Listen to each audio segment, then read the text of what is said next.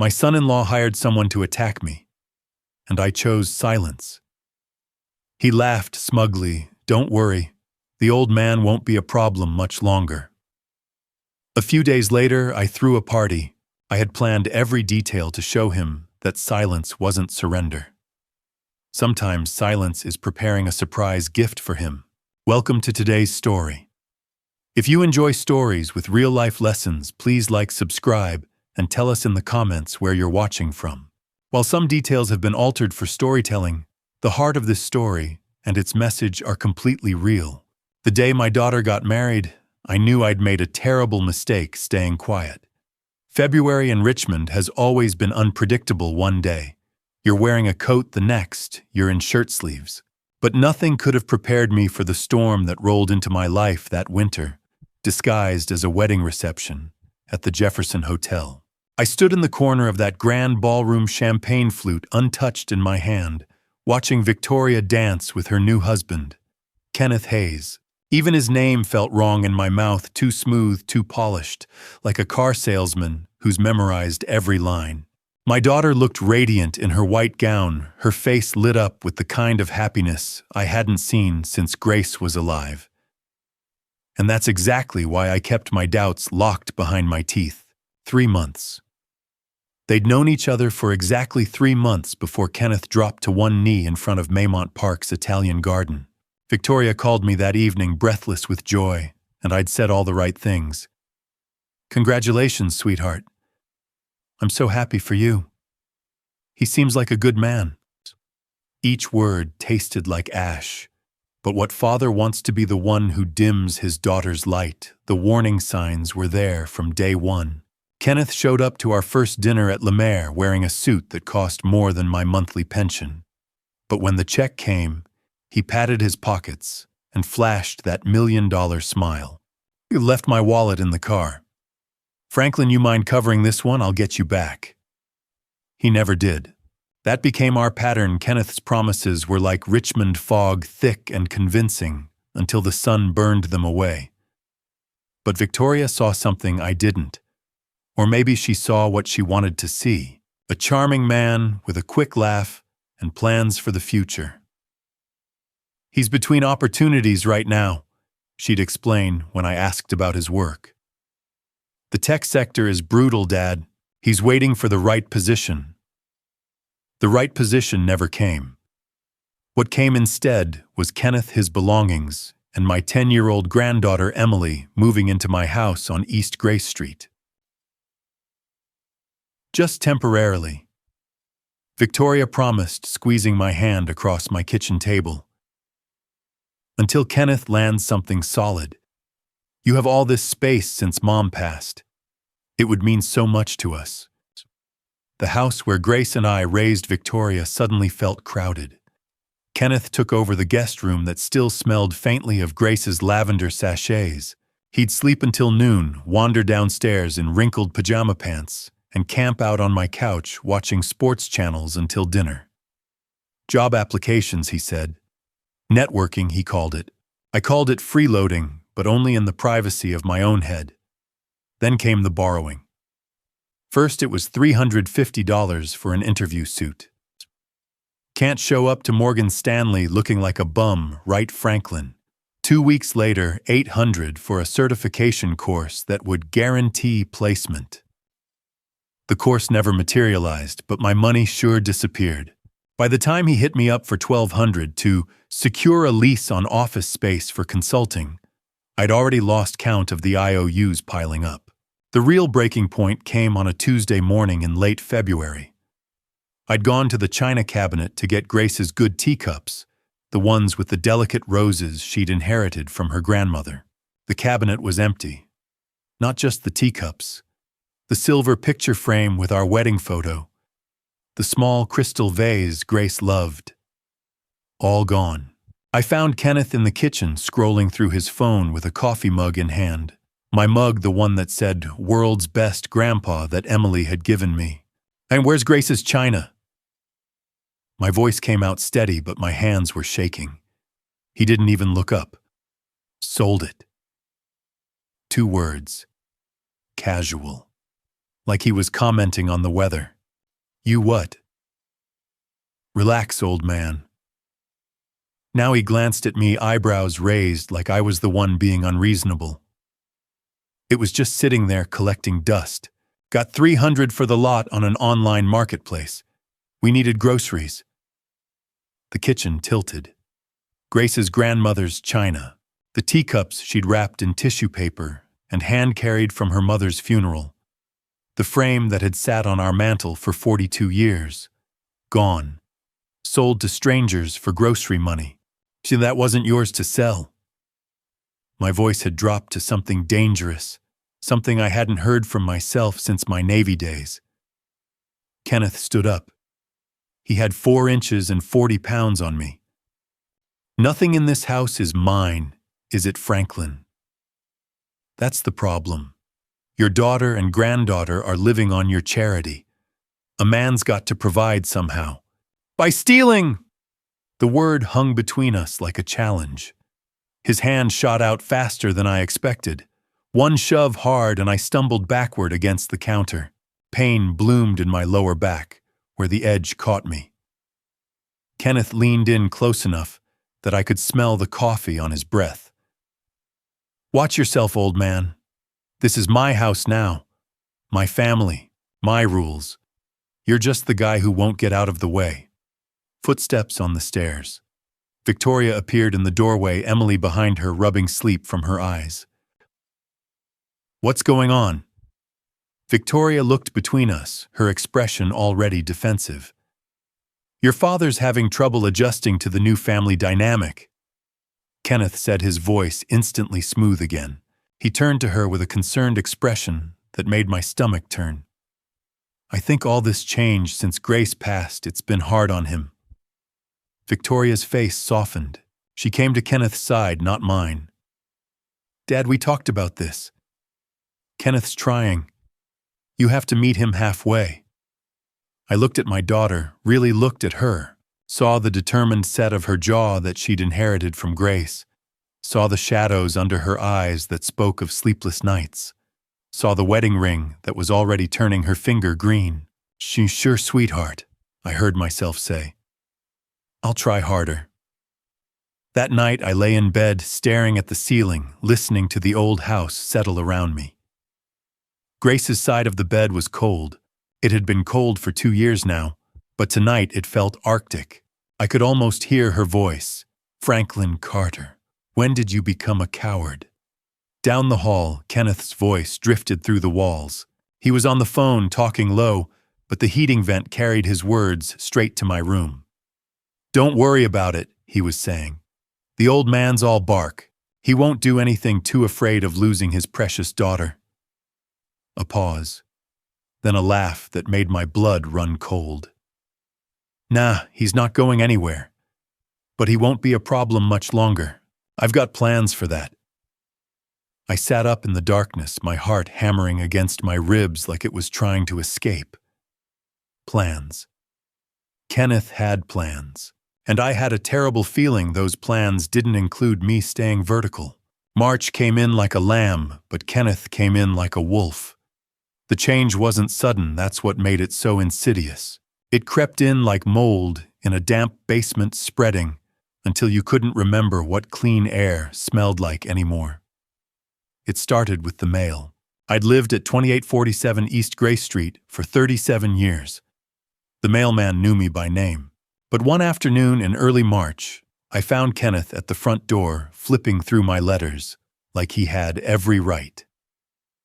Just helping out, he said when he caught my expression, held up a utility bill. Someone's got to stay on top of these things, Franklin. You're not getting any younger. I was 68, not senile, but I bit my tongue and watched him carry my mail, my bank statements, my pension checks, my private correspondence into the kitchen like he owned them. Next came the checkbook. I kept it in the desk drawer in my study, same place for 3 decades. One morning, I went to write a check for the landscaper, and the drawer was empty. Kenneth, I called down the hall. Have you seen my checkbook? He appeared in the doorway, coffee in hand. Oh yeah, I moved it to the kitchen, safer there. Plus, I figured we should start coordinating household expenses now that we're all living together. Coordinating meant Kenneth reviewing every check I wrote, asking questions. $50 to the church, that's pretty steep. The landscaper again, I could do that for free. He never did the landscaping, but he sure remembered to comment every time I tried to spend my own money. By April, he'd convinced Victoria that I needed help managing my finances. I came home from my weekly chess game with Judge Samuel Brooks to find them both at my kitchen table, Victoria's laptop open between them. "Dad, we've been looking at your accounts." Victoria started gently. "You're spending a lot. Kenneth thinks we think maybe a joint account would help, just for household expenses. I've managed my money just fine for 40 years. Of course you have." Kenneth's smile was patient, patronizing. "But you're not alone anymore. We're a family. Families share responsibilities." I wanted to say that sharing meant everyone contributed, not just the guy whose name was on the deed. But Victoria's eyes pleaded with me to cooperate. So I signed the papers, added Kenneth Hayes to my household account, watched him gain access to 40 years of savings. The isolation came next. Judge Brooks called one Saturday. "Franklin, you missed chess club 3 weeks running. Everything all right?" I'd missed it because Kenneth had borrowed my car each Saturday. "Just need to run some errands. Job interviews, you know." The interviews never panned out, but my car sure got a workout. When Mrs. Thompson from across the street invited me to her grandson's birthday party, Kenneth shook his head into the phone. "Franklin's not feeling up to it. The grief, you know, still hitting him hard." I'd been standing right there. Watched him hang up and turn to me. "You don't really want to go to a kid's party, do you?" By June, my phone barely rang. Kenneth had turned me into the grieving widower who needed protection from the world, when the only thing I needed protection from was him. The late-night phone calls got more frequent. I'd lie awake listening to Kenneth pace the hallway, his voice low and urgent. One night I heard him clearly. "The old man's sitting on $500,000 in equity. All we need is the right approach." A pause. "No, he won't sign it over willingly. That's why I'm calling you." My blood turned to ice water. "I've done my research," Kenneth continued. "There are ways, legal ways, power of attorney for an elderly person showing decline, or less legal ways if it comes to that." I barely slept that night. The next morning, I called Judge Brooks from the church parking lot, the only place Kenneth couldn't overhear. "Sam, I need advice." I told him everything. The financial control, the isolation, the overheard conversations. "Franklin, this is elder abuse," Sam said after a long silence. "Financial exploitation at minimum. I need to be careful." I cut him off. "Victoria won't believe me. And if I make a move too soon..." Men like that don't stop until they get what they came for, or until someone stops them. Then I need proof. I started paying attention, really paying attention. Kenneth left his laptop open one afternoon, casual, like he didn't think I'd dare look. But I did. The search history made my hands shake. Virginia property transfer laws. How to get power of attorney for elderly parent. Signs of dementia in seniors. Elder care facilities near Richmond. Each search was a nail in a coffin he was building for me. Then I found the printed documents under his mattress. Emily had dropped her toy. I was helping retrieve it. Property assessment for 2847 East Grace Street, $480,000. Refinancing options. Reverse mortgage calculators. And handwritten notes. Equity withdrawal, $350K liquid. Property sale, additional $130K after fees. He wasn't planning to live here. He was planning to cash me out and disappear. July brought the final piece. Taking out the trash, I saw it a crumpled paper near the bin, Kenneth's handwriting visible through the wrinkles.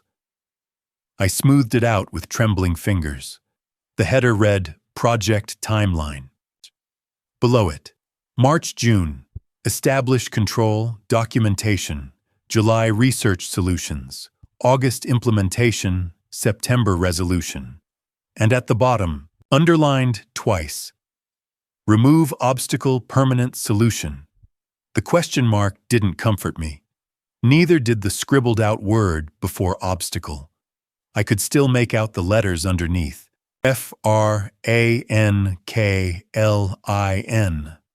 I stood in my backyard, paper shaking in my hands, and realized I wasn't just dealing with a con man. I was living with someone who'd written my name next to Permanent Solution. And I had less than 2 months to figure out what that meant, before Kenneth figured out I knew. Lucky Strike Casino lived up to its name that night, just not for Kenneth. I didn't know that then. All I knew was Kenneth's car pulled out of the driveway around 11 p.m. on a Tuesday in early September, and I was still awake to hear it. Grace used to say, when you can't sleep, trouble's coming. I should have listened to her ghost that night. Instead, I lay there wondering where my son-in-law was going at this hour. The clock read 11:17 p.m. Victoria and Emily had been asleep for hours. Kenneth had spent the evening pacing, phone pressed to his ear, voice too low to make out. Then footsteps on the stairs. The door closing with careful quiet. I got up, caught his taillights disappearing down East Grace Street. Sleep didn't come after that. I watched the ceiling fan turn circles, listening to the neighborhood settle. Mrs. Thompson's porch light clicked off at midnight. Church bells chimed 1 a.m., then 2. At 4:17 a.m., Kenneth's car crept back. No headlights. Engine cut early. The door opened with exaggerated care. I heard him stumble upstairs. Heard him bump the wall. Heard the bathroom door close, then the sound of him being sick. Morning came. Kenneth didn't appear until noon, looking like death. Bloodshot eyes, shaking hands. Stale whiskey smell. Rough night, I asked from the kitchen table. He jumped. Coffee sloshed. Jesus, Franklin, didn't see you there. Where'd you go last night? Last night. He wouldn't meet my eyes. Just out. Needed air. At 11 p.m. Couldn't sleep. Is that a crime? Do I need permission to leave? Men who can't sleep don't come home at 4 a.m. smelling like a bar. His jaw clenched. Then Victoria's footsteps sounded on the stairs, and his face rearranged itself. Morning, honey. Coffee?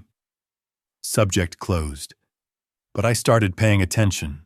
Kenneth's phone rang constantly over the next days. He'd step outside, voice low, hand cupped around the receiver. Once I passed close enough to hear fragments, need more time, and old man's not going to, before he spotted me and went silent. Telemarketer, he said. Telemarketer, you need privacy for... Drop it, Franklin. Thursday morning, I found a business card in the trash. Plain white, just a phone number and M. Reed Consulting in black print. Nothing else. I pocketed it. Said nothing. Friday evening, pulling weeds in the backyard, Kenneth's window was open. His voice carried down. I told you it's handled. Yeah, next week. September 15th? No, he'll be alone. Victoria's taking Emily to a movie. I said it's handled September 15th, Sunday, 3 days away. Ice water down my spine. Just do what we agreed. Kenneth continued. Scare him into signing. I don't care how. Look, I'm paying you to solve a problem. Just make sure it looks random. A robbery or something. A robbery. Scare him into signing. September 15th, when Victoria would be gone. The pieces fell into horrible place. The timeline in the trash. Kenneth's desperate behavior, the late-night trip, this M. Reed person. Kenneth was planning something involving me alone, something involving papers and staged robberies, something happening in 3 days. I went to Judge Brooks Saturday morning, told him we needed to play chess somewhere private. Ended up at Poe's pub board between our beers. Sam Kenneth's planning to hurt me. His bishop paused mid-move. That's serious, Franklin. I told him everything. The calls, the card, the overheard conversation. Then we call police. Now. And say what I overheard: a phone call, found a business card. I shook my head. They'll think I'm paranoid. And if I'm wrong, I destroy Victoria's marriage. If you're right, then I need proof. Real proof that'll protect Victoria and Emily. Franklin, if someone's planning to attack you, I'll be ready. But I need to let it happen, Sam. Let Kenneth think his plan worked. Then we catch him. That's insane. That's the only way. I moved my knight. Check. Sam stared at the board without seeing it. What if this M. Reed goes too far? What if Kenneth told him to kill me? I'd thought about that. Dead men can't sign papers. Kenneth needs me alive and scared, not dead and complicating probate. And you're gambling with your life. I'm gambling on Kenneth's greed. I finished my beer. Tomorrow night, keep your phone on. If you're right, you'll need an ambulance. That too. I went home, spent Saturday acting normal, played with Emily, made small talk with Victoria, avoided Kenneth's eyes at dinner. That night I thought about Grace, how she'd call me stubborn and foolish and brave all at once, how she'd probably be right. Sunday morning arrived with sunshine and birdsong, a beautiful September day. I watched Kenneth at breakfast. He was jumpy, distracted, kept checking his phone. When Victoria suggested the movie, his relief was visible. Great idea, he said too quickly. Franklin, you coming? Nah, you kids go. Have fun. Kenneth's eyes met mine across the table. For just a second, something flickered there. Guilt, maybe, or anticipation. Then it was gone. They left at 7:15. Emily waved from the back window. I waved back, wondering if I'd made the right choice. The house settled into quiet. I made a sandwich, watched the Nationals game, tried not to think about what was coming. Around 10:30, I headed upstairs. The doorbell would ring in 17 minutes, and nothing would ever be the same. The doorbell rang at exactly 10:47 p.m. I was upstairs brushing my teeth when I heard it. For a second, I froze, toothbrush halfway to my mouth, staring at my own reflection in the mirror. This was it. Whatever Kenneth had planned, it was happening now. My hands were steady as I rinsed and headed downstairs. Strange how calm I felt. Maybe it was the Navy training kicking in. Maybe it was just acceptance that some things can't be avoided, only survived. I flipped on the porch light. Through the peephole, I saw a man I didn't recognize. Late 30s, clean-cut, holding what looked like a clipboard. For half a second, I almost believed he was a delivery driver. Then I saw his eyes. Flat. Empty. Like looking into a well with no bottom. I opened the door anyway. What choice did I have? If I didn't, he'd find another way in. And at least this way I controlled when it started. Franklin Carter. His voice was professional, calm.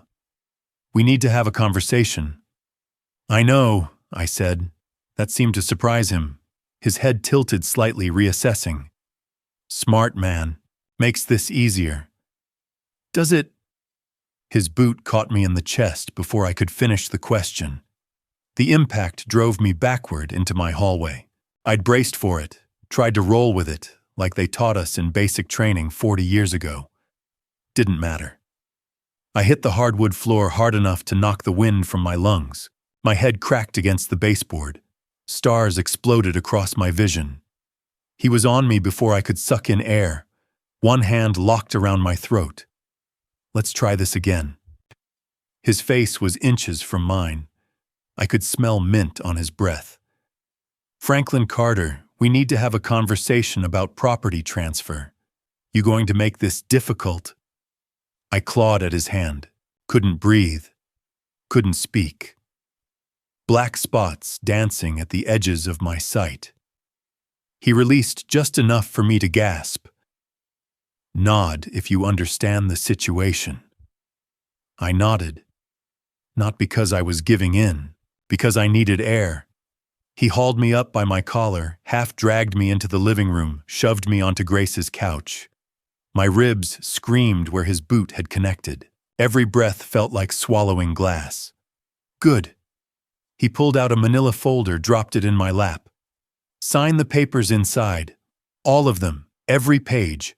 Do it now, this ends quick. Fight me, we're here all night. And trust me, old man, you don't want to see what all night looks like. My hands shook as I opened the folder. Property transfer documents. My house, 2847 East Grace Street, being signed over to Reed Properties, LLC. Reed. Emder Reed Consulting. The card I'd found in Kenneth's trash. I'm not signing. His fist caught me across the jaw. My head snapped sideways. Blood filled my mouth. Something cracked a tooth coming loose. Wrong answer. He grabbed my hair, yanked my head back. Let me explain how this works, Franklin. You sign, you keep your teeth. You refuse. He hit me in the ribs. Something broke. The pain was white-hot electric. I couldn't even scream, just made a sound like a dying animal. And we escalate. You understand escalation. I couldn't speak, could barely breathe, just stared at him through tears of pain. Now I could keep hitting you, break every rib, every finger, make you sign with your own blood if I have to. He leaned close. Or I could visit your granddaughter, Emily Wright, 10 years old. Pretty little thing. Blonde hair, takes ballet on Thursdays at that studio on Patterson Avenue. My blood turned to ice. I know her school, Jefferson Elementary. I know her bus route. I know she walks home alone on Tuesdays when your daughter works late. His smile was cold. So here's how this goes, Franklin. You sign these papers right now, or I make Emily my next project. We clear. Emily. God help me, Emily. Don't, I gasped. Don't you dare! He slammed my head against the couch arm. My vision doubled. Blood ran down my temple, warm and sticky. Why, I dare whatever I'm paid to dare. And I've been paid very well to make sure you sign. He shoved the pen into my hand. Now, before I lose patience and decide to text my associate watching your granddaughter's ballet class. My hands wouldn't stop shaking. This house, Grace and I bought it in 1987. We raised Victoria here. Every room held 40 years of memories. First steps, Christmas mornings, Grace's laugh echoing through these walls. But Emily, I signed. Every page, every line, watched my home disappear with each stroke of the pen. Smart man. He took the folder, checked every signature. Satisfied, he pocketed the documents, then picked up Grace's jewelry box from the mantel. My wallet. The laptop Victoria gave me last Christmas. Making it look good, he explained. Random robbery. Old man got unlucky. Happens in this neighborhood. He turned toward the door, then paused. Looked back at me, bleeding on my own couch. Oh, and Franklin Kenneth says hello. Kenneth. The name hit harder than any punch. My son-in-law. The man eating at my table.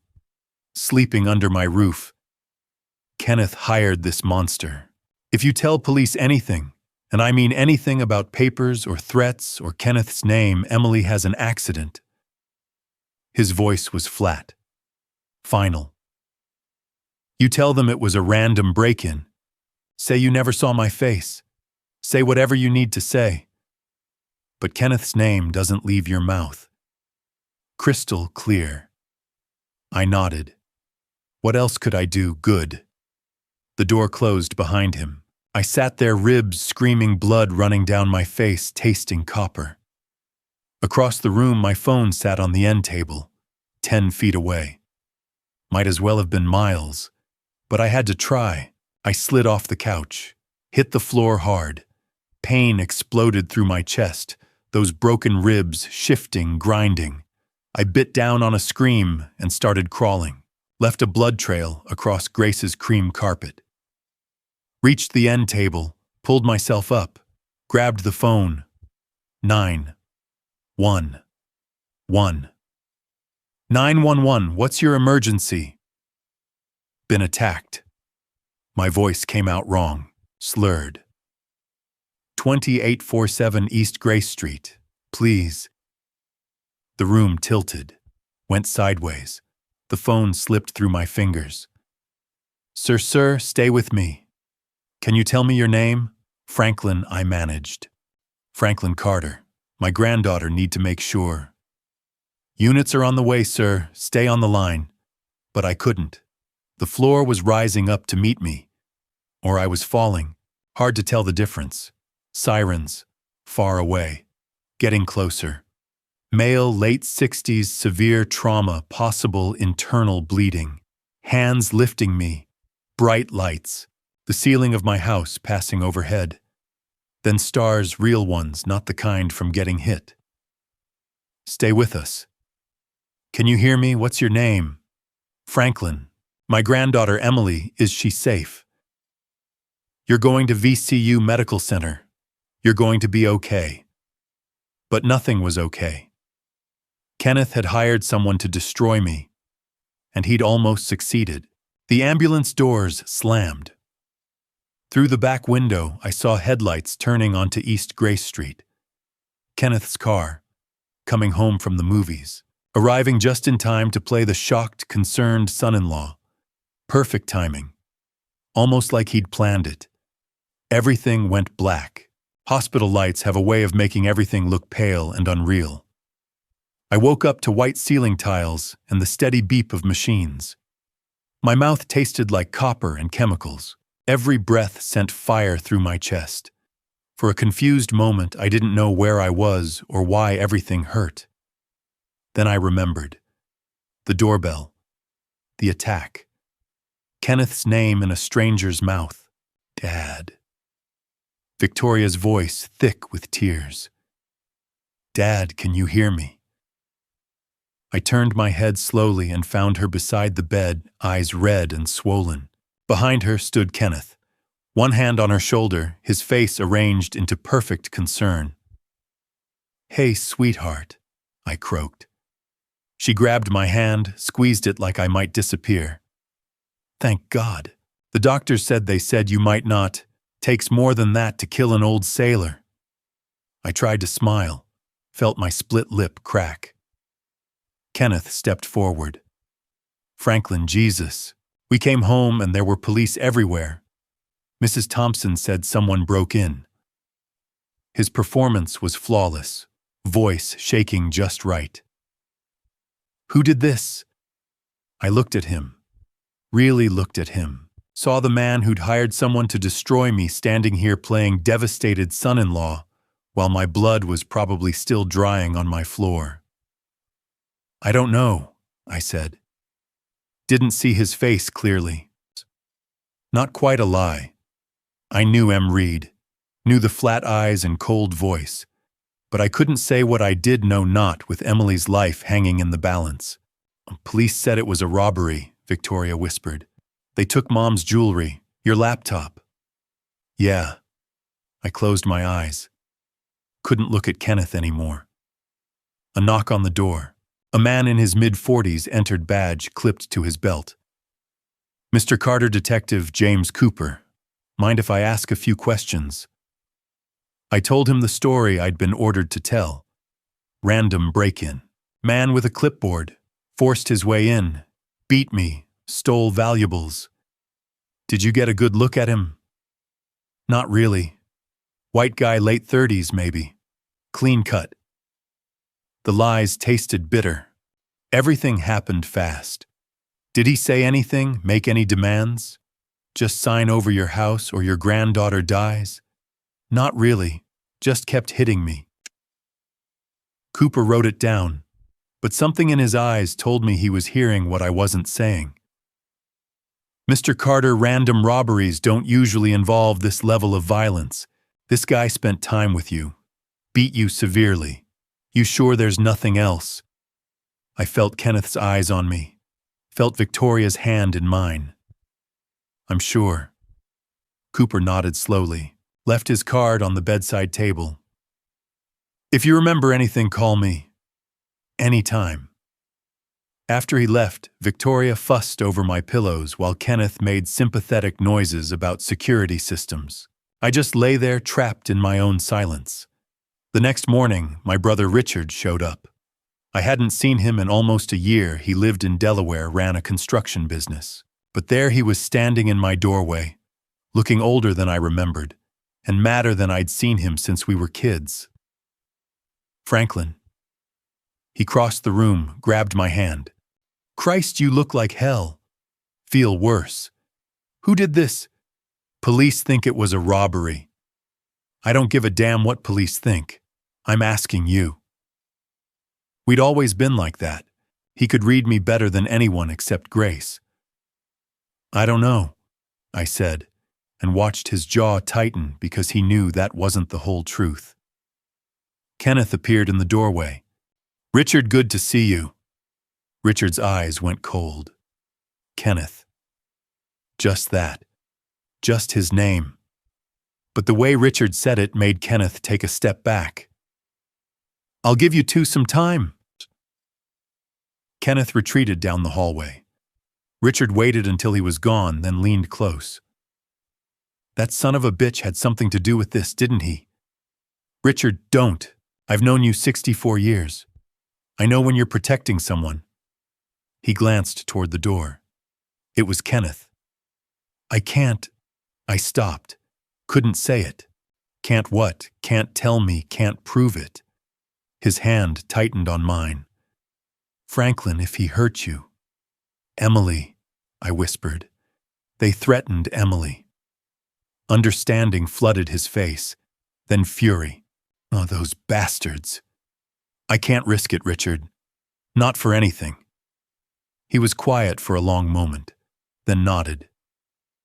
Okay, but I'm not leaving Richmond. Not until we figure this out. He pulled out his phone.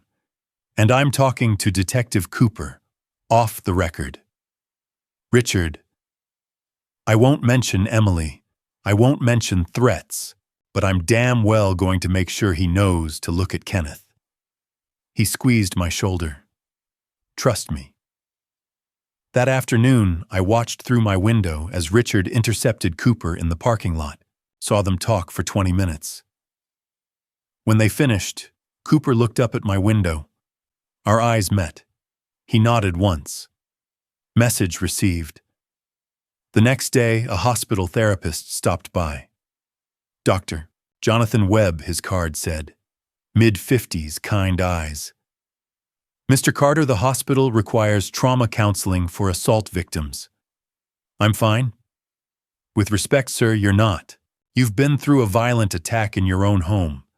PTSD is common in these situations. PTSD, like this was combat trauma. Maybe it was. Maybe Kenneth had turned my house into a war zone. What if I can't talk about it? I asked quietly. Webb settled into the chair. Then we start with what you can talk about. No pressure, no timeline. So I talked. Not about the attack, not about Kenneth, but about Grace, about Victoria growing up, about being afraid in my own home even before the attack. Webb listened, didn't push. When he left, he said, Mr. Carter, whatever you're carrying, And I think it's more than you're telling me. It's going to eat you alive if you hold it in forever. When you're ready, I'm here. That evening, Richard came back, sat down, looked me straight in the eye. I talked to Cooper, told him about Kenneth's behavior, the financial stuff, the way he acted when he came home, how it all felt wrong. What did he say? Richard smiled grimly. He said, your instincts might be right. We're digging deeper. For the first time since the attack, I felt something other than fear. Hope, small and fragile, but hope. Kenneth thought he'd won, thought he'd beaten me into silence, thought the threats would keep me quiet forever. But he'd forgotten one thing. I wasn't alone. Kenneth's phone rang at 2 a.m., the first call of many nightmares to come. I'd been home from the hospital for 3 days when I first heard it. My bedroom was directly above Kenneth and Victoria's room, and sound carried through the old house's heating vents. The ringtone jolted me awake, then Kenneth's voice, low and urgent. Hello, who is this? A pause. Then, what? No. I don't know anyone named Tony. Big Tony, I'm telling you, you've got the wrong number. Another pause. When Kenneth spoke again, his voice had changed. Gone, panicked. Wait, what debt? I don't owe you anything. There must be some mistake. I lay there in the dark, ribs still aching, but curiosity overriding pain. Marcus Reed, yeah. I know Marcus, but what do you mean he sold my debt to you? We had a deal. He was supposed to… The conversation devolved into desperate pleading. 45,000, that's insane. I never borrowed that kind of money. The call ended. I heard Kenneth pacing, heard him try calling back over and over, ringing into nothing. Heard him curse, throw something against the wall. Then silence. The kind that screams louder than words. Marcus Reed. I'd heard that name before somewhere but couldn't place it. Kenneth knew this person, had some kind of deal with him. And now that deal had gone very wrong. Over the next days, I watched Kenneth unravel. He jumped at every sound, checked his phone obsessively, but seemed terrified when it rang. Dark circles hollowed his eyes. His hands shook, pouring coffee. The charming mask he'd worn at the hospital cracked more each day, Victoria noticed. Honey, are you okay? You seem stressed. I'm fine, Kenneth said, too quickly, too sharp. Just worried about Franklin and work stuff. Work stuff. The man hadn't worked in months. I said nothing, just watched, listened, waited. On the second night, I heard Kenneth on the back porch around midnight. His voice carried through the screen door. I'm telling you, I don't have $45,000. I don't even have $4,000. A pause. What casino? That was one time. I lost everything. I moved to the kitchen, staying in the shadows. Please, just let me talk to Marcus. We can work this out. He was supposed to deliver something. Kenneth's voice dropped lower. Don't threaten me. Don't threaten my family. I'll find the money. Just give me more time. The call ended. Kenneth slumped against the railing, sobbing, broken, desperate. I retreated upstairs. Whatever Kenneth had gotten himself into, it was bad. The third day brought visitors. I was in my room around 2 p.m. when I heard the doorbell. Looked out to see a black SUV parked across the street, engine running, windows tinted dark. A man got out. Mid-30s, built like a boxer leather jacket despite the September warmth. He walked to our porch with confident stride. Kenneth answered. I watched from my window as the man leaned in, said something quiet. Kenneth's face went pale. He nodded rapidly, hands raised, placating. The man said something else. Kenneth flinched, then turned back to the SUV. Before getting in, he looked up, directly at my window. He smiled, cold, professional, a predator marking territory. The SUV drove away. Kenneth stood frozen for a full minute before his legs gave out. I moved from the window, heart pounding. These people knew where we lived, had sent muscle to our door, were threatening Kenneth badly enough to make him collapse. And Victoria and Emily were right in the middle of it. That evening, Richard stopped by. Victoria had taken Emily to a friend's party, leaving Kenneth pacing upstairs. "Something's seriously wrong with Kenneth," Richard said quietly. "Guy looks like he's about to have a breakdown. I've noticed. You know what's going on? I think Kenneth's in trouble. Bad trouble. The kind involving dangerous people." Richard's eyes narrowed. What kind? The kind that send men in black SUVs to knock on doors in daylight. Jesus. Richard leaned back. "Franklin, if Kenneth's mixed up with criminals, Victoria and Emily are at risk." "I know. That's why I'm watching him carefully." "Does Victoria know?" "No. And we keep it that way for now. The less she knows, the safer she is." Richard nodded slowly. What's your plan?" "I don't have one yet, but I'm working on it." After Richard left, I sat alone thinking. Kenneth was in over his head, and we were all living in the blast radius.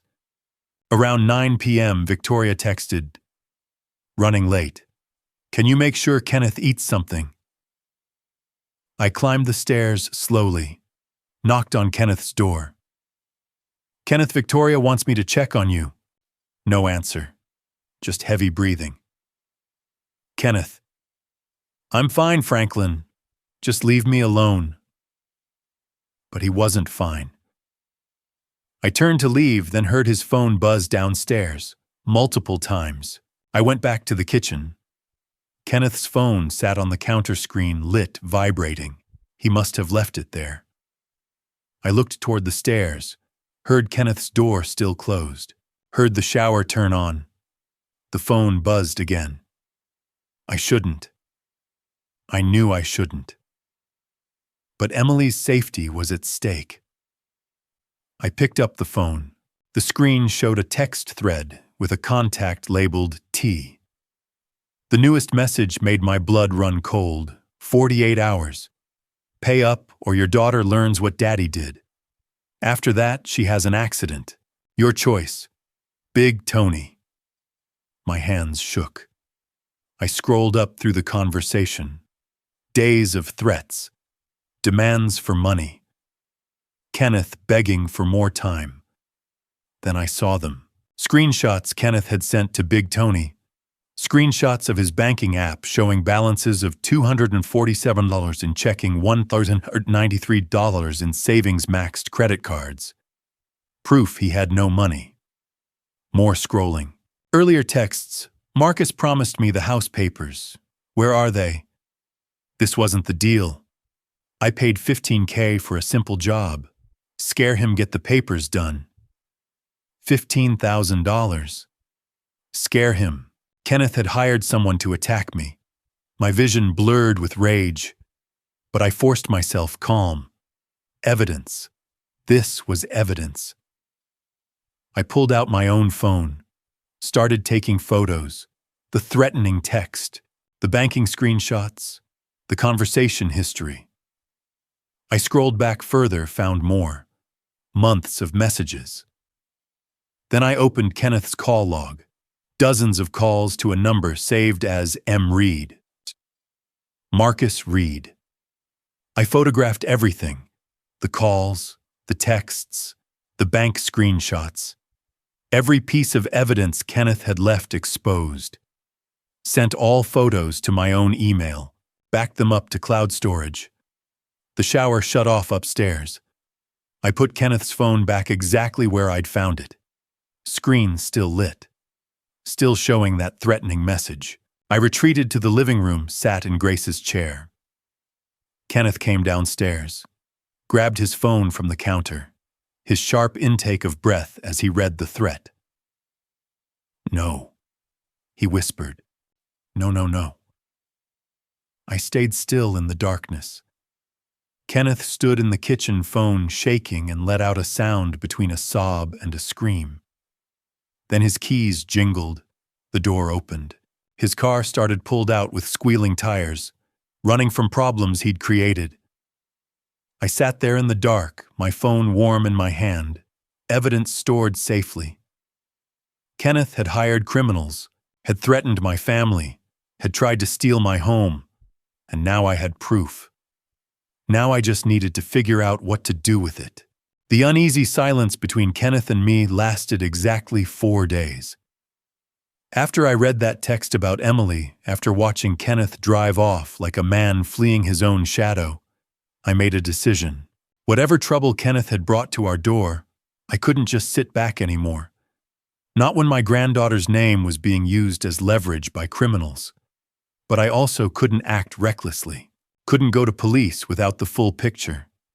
Couldn't confront Kenneth without risking him doing something desperate. So I watched. I listened. And I waited for the pieces to fall into place. Kenneth came back around 3 a.m. that first night. I heard his car, heard him stumble upstairs, heard him collapse on his bed, fully clothed. The next morning, he looked like he'd aged 10 years. "You okay?" Victoria asked at breakfast. "Fine, just didn't sleep well." Kenneth couldn't meet her eyes, couldn't meet mine either. Emily bounced in wearing her school uniform. "Daddy, are you still taking me to ballet today?" Kenneth's face went white. "Ballet, right. Yeah, sweetheart, of course." But the way he looked at her like she was made of glass, like she might shatter, told me everything. Kenneth was terrified, and whatever terrified him involved my granddaughter. Over the next days, I became a ghost in my own house, moved quietly, listened carefully, watched Kenneth's every move. The phone calls continued, but Kenneth took them outside now, down the street in his car, anywhere I couldn't overhear. He'd come back each time looking more haunted. On the third day, I found him at the kitchen table at dawn, surrounded by papers, bank statements, credit card bills, loan applications. "Morning," I said. He jumped like I'd fired a gun. Papers scattered. "Jesus, Franklin." "Couldn't sleep." I moved to the coffee maker. "Everything okay?" "Yeah, fine. Just organizing finances." I glanced at the papers, saw rejection letters from 3 banks, saw credit card balances in the thousands, saw a handwritten list that didn't add up to anywhere near $45,000. "Looks stressful." "Sir, it's nothing. Just bills." He gathered the papers quickly. "You know how it is." I didn't push, just poured coffee and sat across from him. Let the silence stretch. Kenneth's phone buzzed. He glanced at it, jaw clenched, hand shaking. "I need to take this." He headed for the back door. But he didn't go far enough. I could still hear him through the window. "I told you I'm working on it. These things take time." A pause. "What do you mean the price went up?" "We agreed on 45, longer pause. 50,000, that's not fair. That wasn't the deal." His voice rose, desperate. "I don't have 50,000, I barely have 5. You need to give me more time. Please. I've got a daughter." The call ended abruptly. I heard Kenneth punch the porch railing. "Marcus," he said into the silence. "You son of a bitch, Marcus." Marcus. That name again. Marcus Reed. Something clicked in my memory. The business card. The one I'd found in Kenneth's trash weeks ago. M. Reed Consulting. I'd thrown it away, thought it was junk mail, but now, I waited until Kenneth came back inside, red-eyed and shaking. "Chukanitha," I said carefully. "If you're in trouble, if you need help, you can tell me." He looked at me for a long moment. I saw desperation, fear, and underneath it all, guilt, deep, corrosive guilt. "I'm fine, Franklin. Just work stress. You haven't worked in 6 months. Then it's money stress. None of your business. He grabbed his coffee, dumped it in the sink. I'm going out. Kenneth. But he was already gone. I sat in the empty kitchen thinking about Marcus Reed and Big Tony and 45,000 that just became 50,000. Thinking about Kenneth's guilt-stricken eyes. I needed advice. Real advice. I called Judge Brooks. Sam, I need to talk. Can you come by? He arrived within an hour. We sat on my back porch, away from windows, away from ears. I told him everything. The phone calls, the SUV man, the text about Emily, Kenneth's breakdown, the name Marcus Reed. Sam listened without interrupting. When I finished, he was quiet for a long time. Franklin, this sounds like Kenneth's involved with loan sharks or extortionists, and Emily's caught in the middle. So what do? You fight smart, not hard. You gather information, figure out who these people are, what they want, what leverage they have. Sam met my eyes. And then you protect your family without giving these criminals what they want. How do I gather information? When Kenneth won't talk, you listen. You watch. You wait for him to slip up. And you document everything, dates, times, conversations. Build a timeline. Because eventually, you'll need to take this to authorities. And when you do, you need more than suspicions. After Sam left, I started a notebook. Wrote down everything, September 21. First call about Marcus Reed and debt, September 23. Man in black SUV, September 24. Text threatening Emily. September 26. Kenneth trying to raise money that she eyes. Pattern was clear. Kenneth was being extorted by someone named Marcus Reed, and the extortion involved my granddaughter. I was reaching for my coffee when I saw it. Behind the microwave, wedged against the backsplash, a small white business card. M. Reed Consulting. Just a name and phone number. I pulled it out, stared at it. This was the connection. Kenneth knew this Marcus Reed, had hired him for something. And now that something had gone very wrong. I pocketed the card. That night, I lay awake thinking about everything I knew and everything I didn't. Kenneth had made a deal with Marcus Reed. That deal involved money.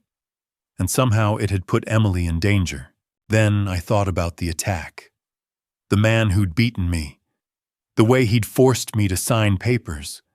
The threats about Emily that kept me silent. Could Marcus Reed be? I closed my eyes, trying to remember the attacker's face. But pain and fear had blurred details. All I remembered were cold eyes and professional calm. Professional.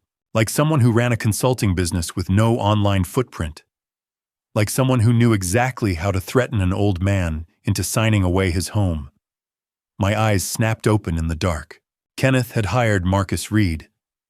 And shortly after I'd been attacked by someone professional enough to stage it as a robbery, force me to sign papers, threaten my granddaughter. It couldn't be coincidence. Kenneth had hired Marcus Reed to attack me. The realization hit like a physical blow. My own son-in-law had hired someone to beat me bloody in my own home, and now that same person was extorting Kenneth using Emily as leverage. I lay there, rage and fear warring in my chest. I wanted to drag Kenneth out of bed and make him confess, wanted to call police right now. But Sam's voice echoed, fight smart, not hard. I needed proof. Real, solid proof that would protect Emily and Victoria. Kenneth had hired someone to destroy me. Now I just needed to prove it. The coffee shop on Broad Street became our war room. I called Detective Cooper the morning after my realization. Couldn't do it from home, too risky. So I had Richard drive me downtown, told Victoria I needed air. Cooper arrived in plain clothes 20 minutes later, sliding into the booth with coffee and a notebook. Mr. Carter, you said this was urgent. I pulled out the business card, set it between us. M. Reed Consulting. I think the man who attacked me was Marcus Reed, and I think Kenneth hired him. Cooper picked up the card, examined it. That's a serious accusation. What makes you think that I told him everything? The overheard calls, Kenneth's connection to Marcus Reed, the extortion starting right after my attack, the threats against Emily mirroring exactly what my attacker said. Cooper wrote it all down. When I finished, he sat back. This is good work, but it's circumstantial. We need hard evidence. What kind? Recorded conversations? Financial transactions? Witnesses? And we need to tie Reed directly to your attack. He tapped his pen. Can you identify him? I'm not sure. Everything happened so fast. I'll run Marcus Reed through our system. Cooper leaned forward. Meanwhile, you need to gather evidence. Kenneth makes these calls from your house, right? Mostly outside now, but sometimes inside. A lot of people install security systems after violent home invasions. Cameras with audio recording. For safety. I understood. Security cameras in my own house. Perfectly legal after what you've been through. He slid his card across. You get Kenneth on camera discussing hiring someone that's conspiracy elder abuse assault. But don't confront him. Don't tip your hand. Just let the cameras record. After Cooper left, I sat thinking. I needed cameras, and I needed help using them. That afternoon, Richard drove me to the electronics store. I bought 2 wireless cameras, small, discreet, with audio recording. Back home, staring at the instruction manual, I realized I was in over my head. I needed help from someone who wouldn't ask questions.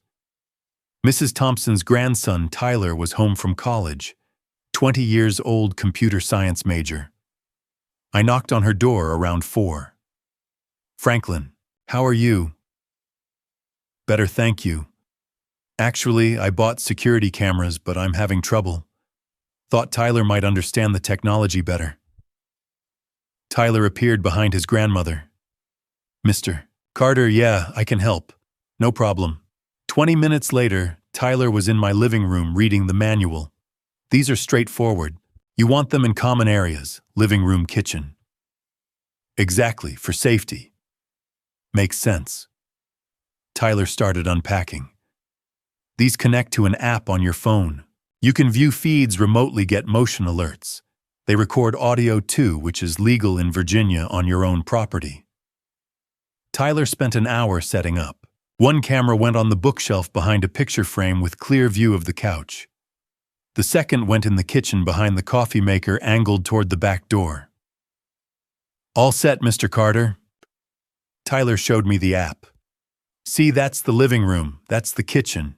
You can switch between them, zoom in, adjust audio. Motion detection is on. Perfect, Tyler. Thank you. After Tyler left, I tested the cameras. Crystal clear video. Audio picked up everything.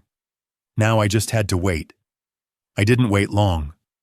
That evening, Kenneth came home around 8, looked haggard, desperate, made himself bourbon-heavy pour and collapsed on the couch. His phone rang. He glanced at it, jaw clenched. Answered. I was upstairs watching through the app, earbuds in. I told you I'm trying, Kenneth said, voice defeated. The banks won't give me anything. My credit's maxed. I don't have 50,000. Pause. I couldn't hear the other person. Please, I'll find it somehow. Just don't hurt my family. My daughter didn't do anything. Another pause. Marcus, listen. Kenneth's voice broke. We had a deal. You were supposed to scare the old man into signing the papers and give them to me. Quick, clean. But you took the papers for yourself. You're stealing his house. That wasn't the deal. I sat forward, heart hammering. This was it. I know I can't prove anything. That's the point, isn't it? You've got the signed documents? Your shell company? Everything. And now you're squeezing me for money, because you know I can't go to police without admitting I hired you to assault my father-in-law. There it was, Kenneth admitting he hired Marcus Reed to attack me. I hit save, backed it up to cloud, sent copy to email. This was a smoking gun.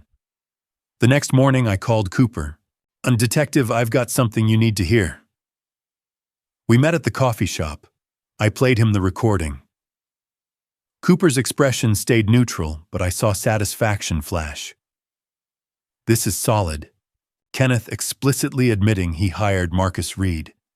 This is conspiracy elder abuse. Can you arrest him? I can arrest Kenneth, but I want Marcus too. Cooper pulled out his notebook. I ran that name. Marcus Andrew Reed, 39, released from state prison 8 months ago. Prior convictions for fraud, identity theft, assault. Last known address, Southside, Richmond. Did you find anything about property claims? That's interesting. I found a shell company, Reed Properties LLC, that filed a claim on your house 2 weeks ago, using a quitclaim deed dated September 15th. Your attack date.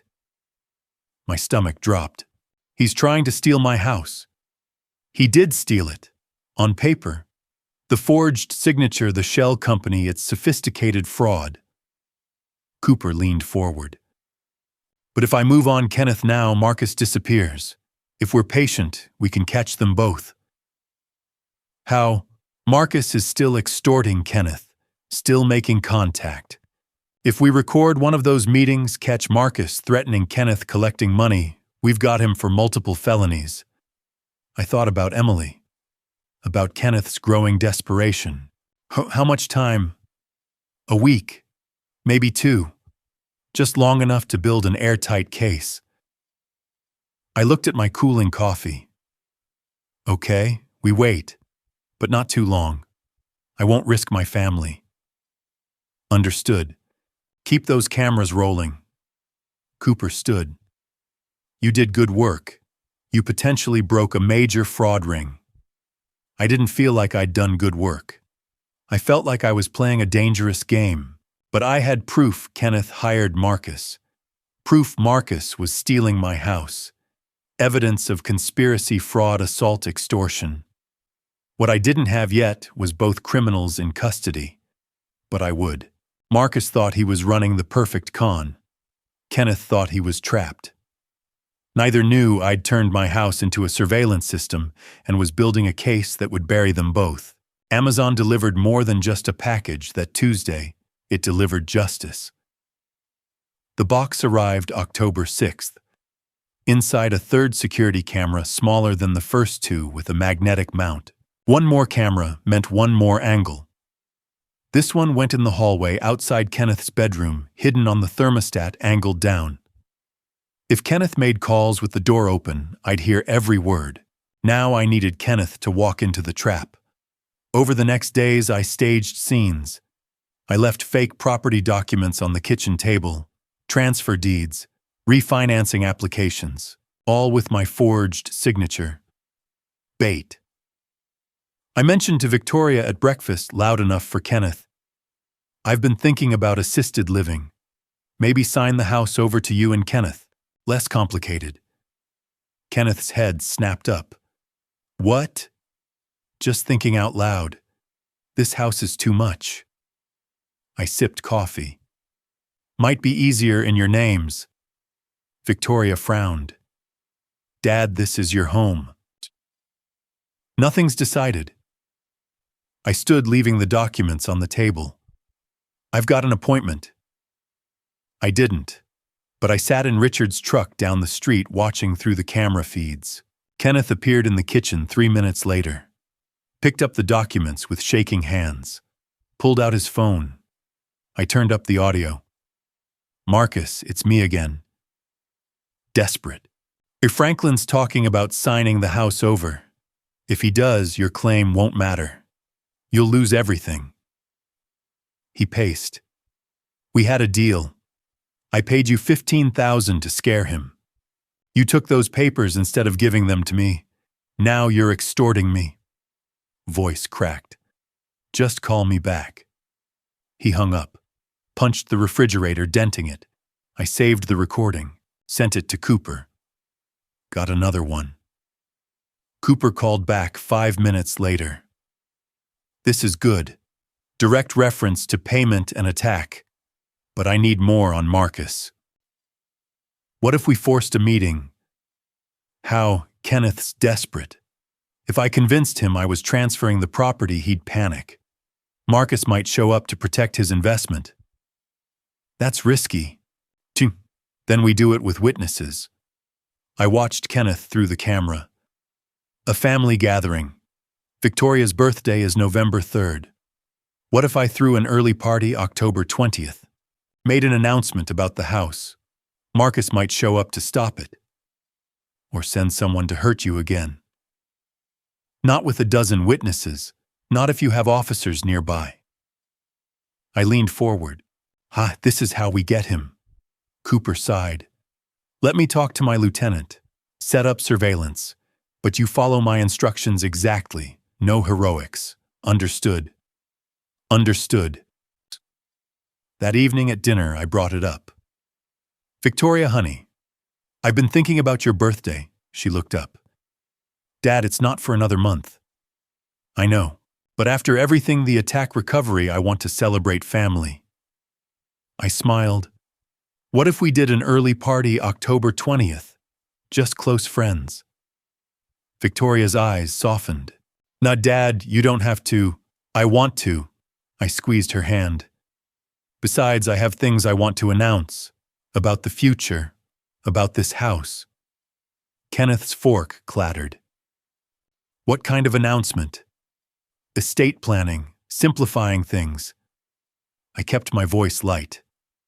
I want everyone there, Richard, Judge, Brooks, the neighbors. That sounds lovely, Dad. Victoria beamed. Kenneth sat pale, jaw clenched. Kenneth, you okay?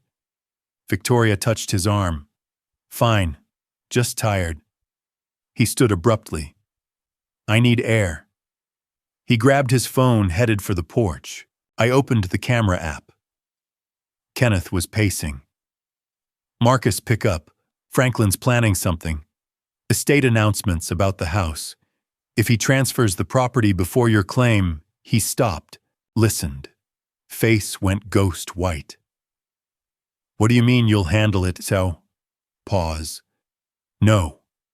You're not going near my family. That wasn't the deal. Marcus, the call ended. Kenneth stood there shaking, pure terror on his face. Whatever Marcus said had crossed a line. I saved the recording, added it to the evidence file.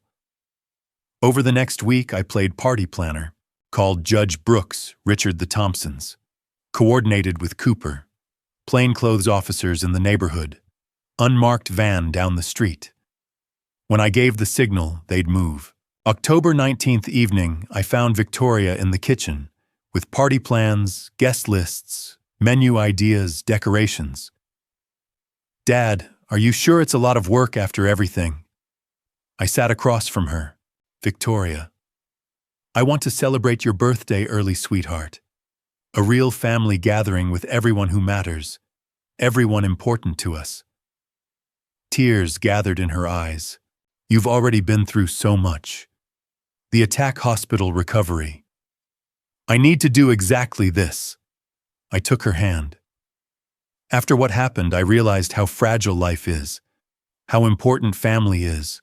I want one perfect day where everyone I love is in one room. That's beautiful, Dad. She squeezed my hand. I love you. I love you too, honey. More than you know. She went back to planning, talking about cake flavors and table arrangements. I listened, nodded, but my mind was elsewhere. October 20th circled on the calendar like a target. The week leading up to it felt like watching a storm build on the horizon, dark clouds gathering pressure, dropping that electric tension before lightning strikes. I spent those days playing doting father, planning his daughter's birthday, ordered decorations, arranged catering from Victoria's favorite Italian restaurant, Called every guest personally. Judge Samuel Brooks. I'll be there, Franklin. Wouldn't miss it. Richard. You sure about this? I'm sure. Then I've got your back, Detective Cooper. I'll come as your old Navy buddy, plain clothes. My team will be in position by 2 p.m. Reverend Daniel Foster from St. John's Church. I'd be honored to attend. The Thompsons from across the street. Oh, how lovely. We'll bring our potato salad. Each call was another piece falling into place. Each confirmation, another witness who'd see what Kenneth had become. Victoria threw herself into party planning with enthusiasm that broke my heart. She didn't know she was decorating her own marriage's funeral. Dad, look at these streamers, blue or silver. She held them up, smiling. Whatever you want, honey. It's your day. This is sweet, after everything you've been through. She hugged me. You didn't have to. I wanted to. I hugged her back, feeling like Judas. You deserve something special. Kenneth, meanwhile, was coming apart. I watched through my cameras, watched him pace at 3 a.m., watched him check his phone every 30 seconds, watched him stare at his banking app numbers that wouldn't magically increase. On October 14th, I caught him on camera in the kitchen at dawn on the phone. I'm telling you, I can get you $20,000 by Friday. That's everything I can scrape together. A voice ragged. It's not the 50 you want, but it's something. Pause.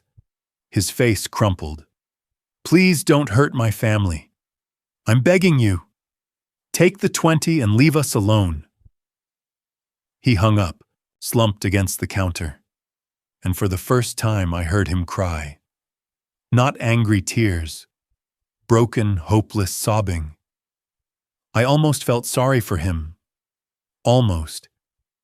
Then I remembered Grace's jewelry, the threats against Emily, the taste of my own blood. No. Kenneth had earned this suffering. October 16th brought new desperation. Kenneth came downstairs dressed in his one good suit, keys in hand. Where are you going? Victoria asked. Meeting with a potential client. Consulting job. The lie came smooth.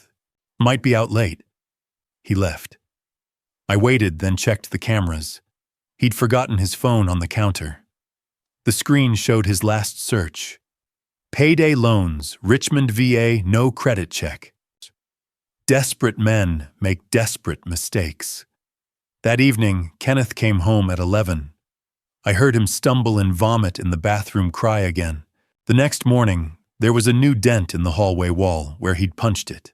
October 18th, Emily noticed. She came down for breakfast, backpack on, stopped in the doorway looking at me with worried eyes. Grandpa, is Daddy okay? My heart clenched. Why do you ask, sweetheart? He seems sad and scared. He keeps checking my bedroom at night, just standing there watching me sleep. It's kind of creepy. She bit her lip. Did I do something wrong? No, baby. You didn't do anything. I pulled her into a hug. Your daddy's just stressed about work. Adult problems. Are you sure? I'm sure. And after the party tomorrow, things are going to get better. I promise. She hugged me back, then left for school. I stood there thinking about Kenneth standing in Emily's doorway watching her sleep, thinking about Marcus's threats, thinking how close my granddaughter was to becoming collateral damage. Tomorrow couldn't come fast enough. October 19th was the longest day of my life. Victoria spent it decorating, streamers, balloons, a happy birthday banner across the mantel. She hummed while she worked, so happy. Kenneth spent it in his room. The cameras caught fragments of calls. I'll have the money tomorrow. I swear. Just give me until tomorrow. Please. One more day. My father-in-law's making an announcement about the property. After that, I'll figure something out. each call more desperate than the last. Around 4 p.m., Richard showed up, just checking in before tomorrow. His eyes scanned for Kenneth. We sat on the back porch, out of earshot. "How's he been?" Richard asked quietly. "Unraveling. Completely." "You think he'll try something tomorrow with everyone here?" "I don't know. That's why Cooper's bringing backup." I watched a sparrow on the fence. But Kenneth's too scared now, too broken. He's not the threat anymore. Then who is Marcus Reed? If he shows up to protect his investment, that's when things get dangerous. Richard nodded. "I'll keep close to Victoria and Emily. Whatever happens, they stay safe. That's all I ask." That evening, I checked all 3 cameras, all working, all recording, all backed up. I texted Cooper, "Everything ready." His response immediate, "Team briefed, in position by 1400. You make your announcement at 1500, we move on your signal." Understood. I sat in Grace's chair that night, unable to sleep, watching through my phone. Kenneth pacing, Victoria sleeping peacefully, Emily's nightlight glowing. Around 2 a.m., Kenneth crept downstairs, pulled out bourbon, poured a heavy glass, drained it, poured another, drained it. Then he stood at the sink, staring at the dark backyard, and whispered, "I'm sorry. God forgive me, I'm so sorry." But he wasn't sorry enough to confess. Wasn't sorry enough to turn himself in. Wasn't sorry enough to protect his daughter from what was coming. He was only sorry he'd been caught. October 20th arrived with clear skies and cool air. Perfect party weather. I was up at dawn, dressed carefully, pressed slacks, button-down shirt, Victoria's Father's Day tie. The caterers arrived at noon. The Thompsons came at 1 to help set up. By 1:30, the house looked festive and welcoming. By 2 p.m., Detective Cooper's unmarked van was parked 3 houses down. 2 plainclothes officers stood on the corner pretending to chat. The trap was set. At 2:45, guests started arriving. Judge Brooks first carrying a wrapped present and a knowing look. Richard next positioning himself near the door. Reverend Foster with his warm smile. More neighbors. Victoria's friend, Sarah.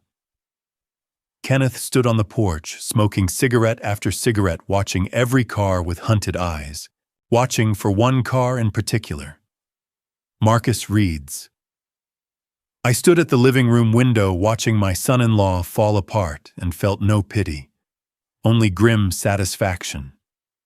Today was the day. Today Kenneth would answer for what he'd done. Today Marcus would be caught. Today justice would finally arrive. Victoria called from the kitchen, "Dad, everyone's here. Come on, let's start the party." I took one last look at Kenneth on the porch. He'd lit another cigarette with shaking hands. Face pale, eyes, sunken jaw clenched tight. He looked like a man waiting for execution. Good. I walked into the living room where my family and friends waited, smiled, and thought, "Let the reckoning begin." The birthday cake sat untouched as I stood to speak. 3 o'clock. The party had been going for 15 minutes, just long enough for everyone to arrive, get comfortable.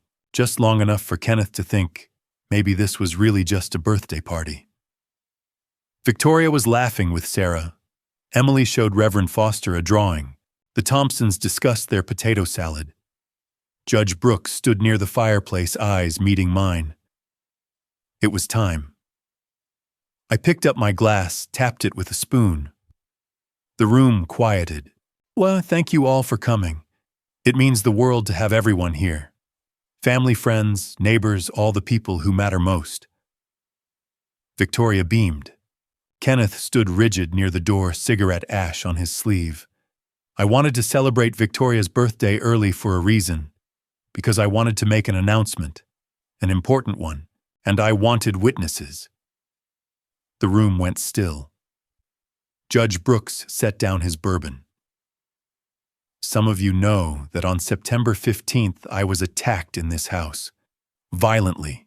I spent days in the hospital with broken ribs, a concussion, severe trauma. Victoria's smile faded. Dad, we don't need to. Yes, we do, honey. I kept my voice gentle but firm, because what happened to me wasn't random. Someone hired the man who attacked me. Someone paid him $15,000 to break in, beat me, and force me to sign property transfer documents. The room erupted. Victoria's hand flew to her mouth. Sarah gasped. Mrs. Thompson grabbed her husband.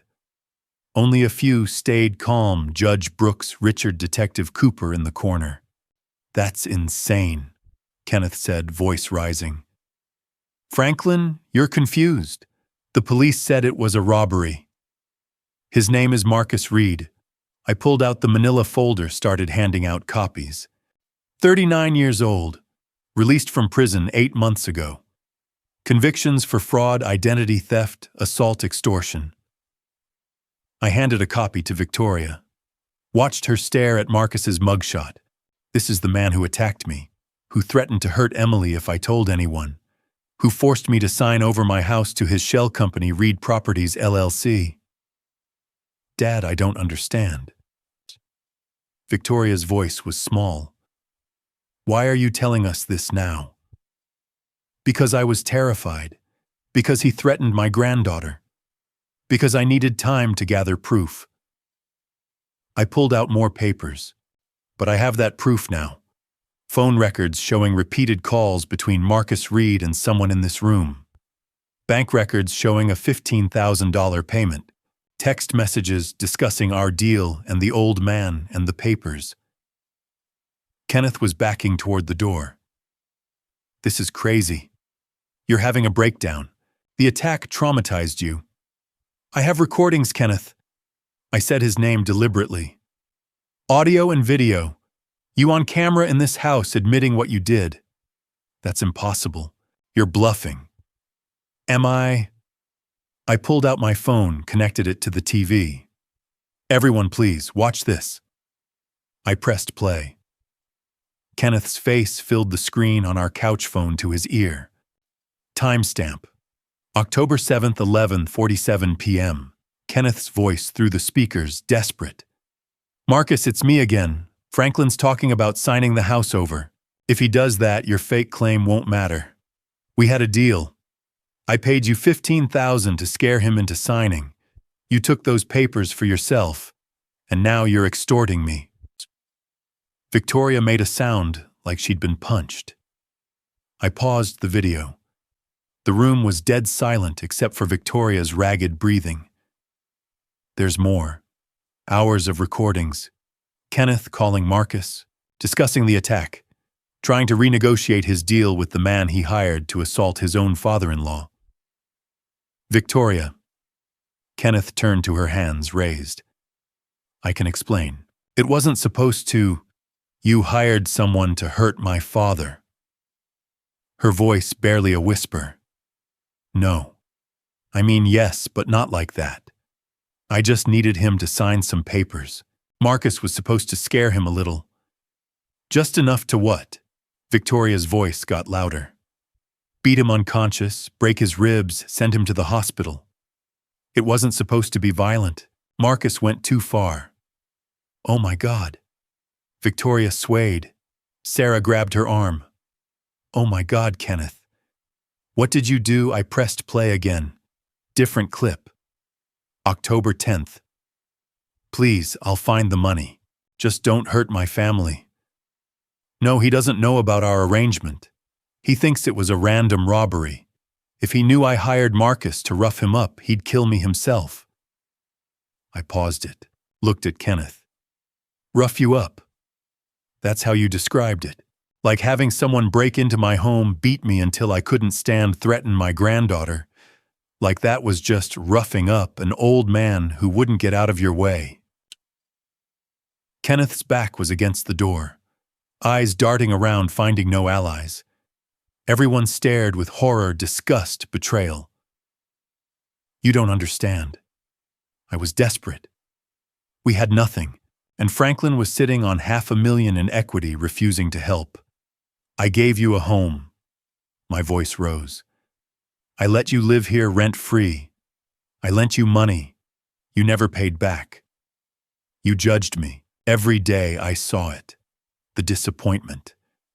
You thought I wasn't good enough for Victoria. I was right. The words hung like a slap. Victoria was crying now, silent tears streaming. Emily stood frozen.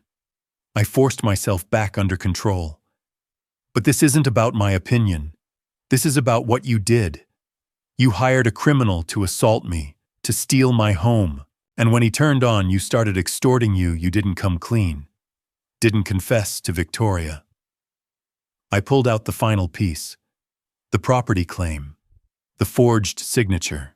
Marcus never planned to give you this house, Kenneth. He was stealing it for himself. You thought you were hiring muscle.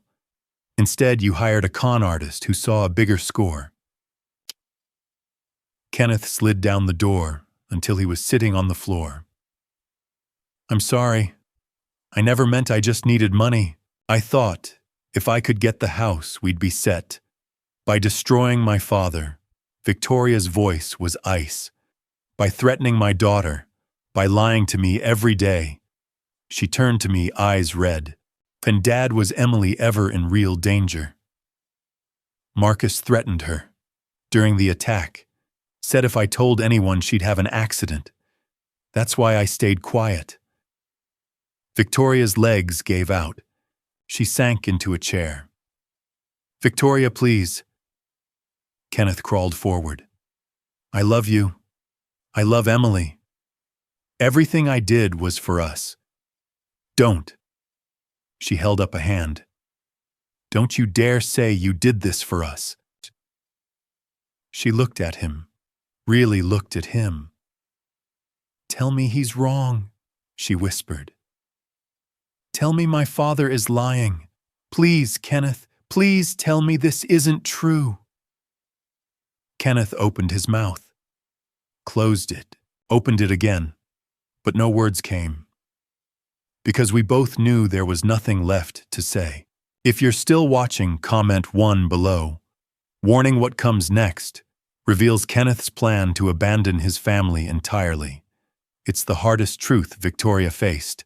If you want to see justice served, keep watching. Kenneth collapsed in the interrogation room, not from force, but from fear. I watched through the one-way glass as he sat hunched over the metal table, handcuffed wrists trembling. Cooper had left him alone for 20 minutes, a classic technique. Let the suspect's imagination do the work. It was working. He's breaking, Cooper said beside me. Give him another 5 minutes and he'll tell us where to find his grandmother's grave. I want Marcus Reed, I said. Kenneth's a fool. Marcus is the predator. Cooper nodded and entered the interrogation room. Kenneth's head snapped up, eyes red-rimmed and desperate. Mr. Hayes, Cooper said, settling into the chair. Let's talk about your options. Conspiracy to commit assault, elder abuse, fraud, attempted grand larceny. You're looking at 15 to 20 years. Kenneth's face went white. But the district attorney is willing to consider a deal. Information, full cooperation. You give us Marcus Reed, his location, his associates, everything you know, and we talk to the DA about reducing charges. Kenneth's hands clenched. If I testify against Marcus, he'll kill me. If you don't cooperate, you'll spend the next 2 decades in prison. Marcus will be free to do this to someone else's family. Is that what you want? The silence stretched long and heavy. South Side Richmond, Kenneth finally whispered. 1247 Decatur Street, apartment 3B. That's where Marcus lives. What about the jewelry, the documents? Marcus has everything. The silver frame, Grace's jewelry box, my father-in-law's laptop, all at the apartment. He was going to sell them online after things cooled down. And Reed Properties, LLC. Kenneth's voice broke. That was never supposed to include me. Marcus set it up in his name only. He planned to cut me out from the start. Cooper stepped out and made the call. 20 minutes later, I sat in his car half a block from a rundown apartment complex. The sun was setting, casting long shadows across cracked pavement. 3 patrol cars and 2 unmarked vehicles surrounded the building. All units in position. The radio crackled. Cooper keyed his mic. On my mark. 3, 2, 1. Execute. They hit the door with a battering ram. The crash echoed through the evening air, followed by shouts. Police search warrant, get on the ground. More shouting. A crash. Then silence. 2 minutes later, Marcus Reed emerged in handcuffs. That shark smile was finally gone. His face was bruised, he'd fought back. Blood dripped from his split lip. Behind him, officers escorted Jake Sullivan, the SUV enforcer, who'd terrified Kenneth on my porch. He looked smaller now. Scared. We got them, Cooper said quietly. Both of them. I watched as they loaded Marcus into the patrol car. For just a moment, his eyes found mine through the windshield. Recognition flickered across his face. He knew exactly who I was. Then the door slammed shut, and he was gone. Cooper and I followed the evidence team into the apartment. Papers covered every surface, forged documents, fake IDs, bank statements with other people's names on them. On the coffee table, I saw Grace's jewelry box. My hands shook as I picked it up. The silver latch was tarnished, but it opened smoothly. Her pearls, her wedding ring, the sapphire earrings I'd given her for our 40th anniversary, all still there. He had no right, I whispered. Grace wore these. She loved these. We'll get them back to you, Cooper said gently. Evidence first, then they're yours. In the bedroom, they found my laptop, the silver picture frame, and boxes filled with paperwork for shell companies that didn't exist. Cooper held up a manila folder labeled Carter 2847 East Grace. Inside were the documents Marcus had forced me to sign that night. Cooper examined them under the light. Forged, he said. Your signature was traced, but the pressure points are wrong. Any handwriting expert will testify these are fraudulent. Your home was never legally transferred. Reed Properties' claim is void. Relief hit me so hard, I had to sit down. Cooper crouched beside me. You did good, he said. Most people in your situation wouldn't have fought back. They would have been too scared, too broken. But you gathered evidence, you stayed smart, and you protected your family. By the time we left the apartment, it was fully dark. Cooper told me they'd discovered paperwork suggesting at least 6 other victims. Elderly people mostly. Same pattern Marcus had used on me. How many people did he hurt? I asked as we drove back. We'll know more after we finish processing everything. But Franklin, you stopped him. He won't hurt anyone else. It was almost 9:30 when I walked into VCU Medical Center's waiting room. Victoria sat alone. Emily asleep across her lap. Her eyes were swollen from crying. Dad! She looked up. Is it over? They arrested Marcus Reed and Jake Sullivan. Found all the evidence. The house is still ours. The transfer papers were forged. It was never legal. She started crying again silently. I'm so sorry. I should have seen it. I should have known Kenneth was... He fooled both of us, I said, sitting beside her. That's what con artists do, sweetheart. They find your weakness and exploit it. Your weakness was wanting to believe in love. That's not a character flaw, that's being human. I let him hurt you. No. Kenneth made his choices. Marcus made his. You're not responsible for evil men's actions. I squeezed her hand. You're only responsible for what you do now, and right now you're protecting your daughter and standing with your father. That's exactly what you should be doing. Emily stirred and Victoria smoothed her hair. What happens now? Now we heal, I said. Together. My phone buzzed. Cooper's name flashed on the screen. Carter. Final count, Cooper said. Marcus Reed, home invasion, aggravated assault, elder abuse, fraud, identity theft, conspiracy. Jake Sullivan, assault conspiracy. Kenneth Hayes, conspiracy to commit assault, elder abuse, fraud, attempted grand larceny. All three are in custody. Marcus and Jake aren't getting bail. Kenneth's arraignment is tomorrow morning. I closed my eyes. Thank you, detective. Thank your cameras and your guts.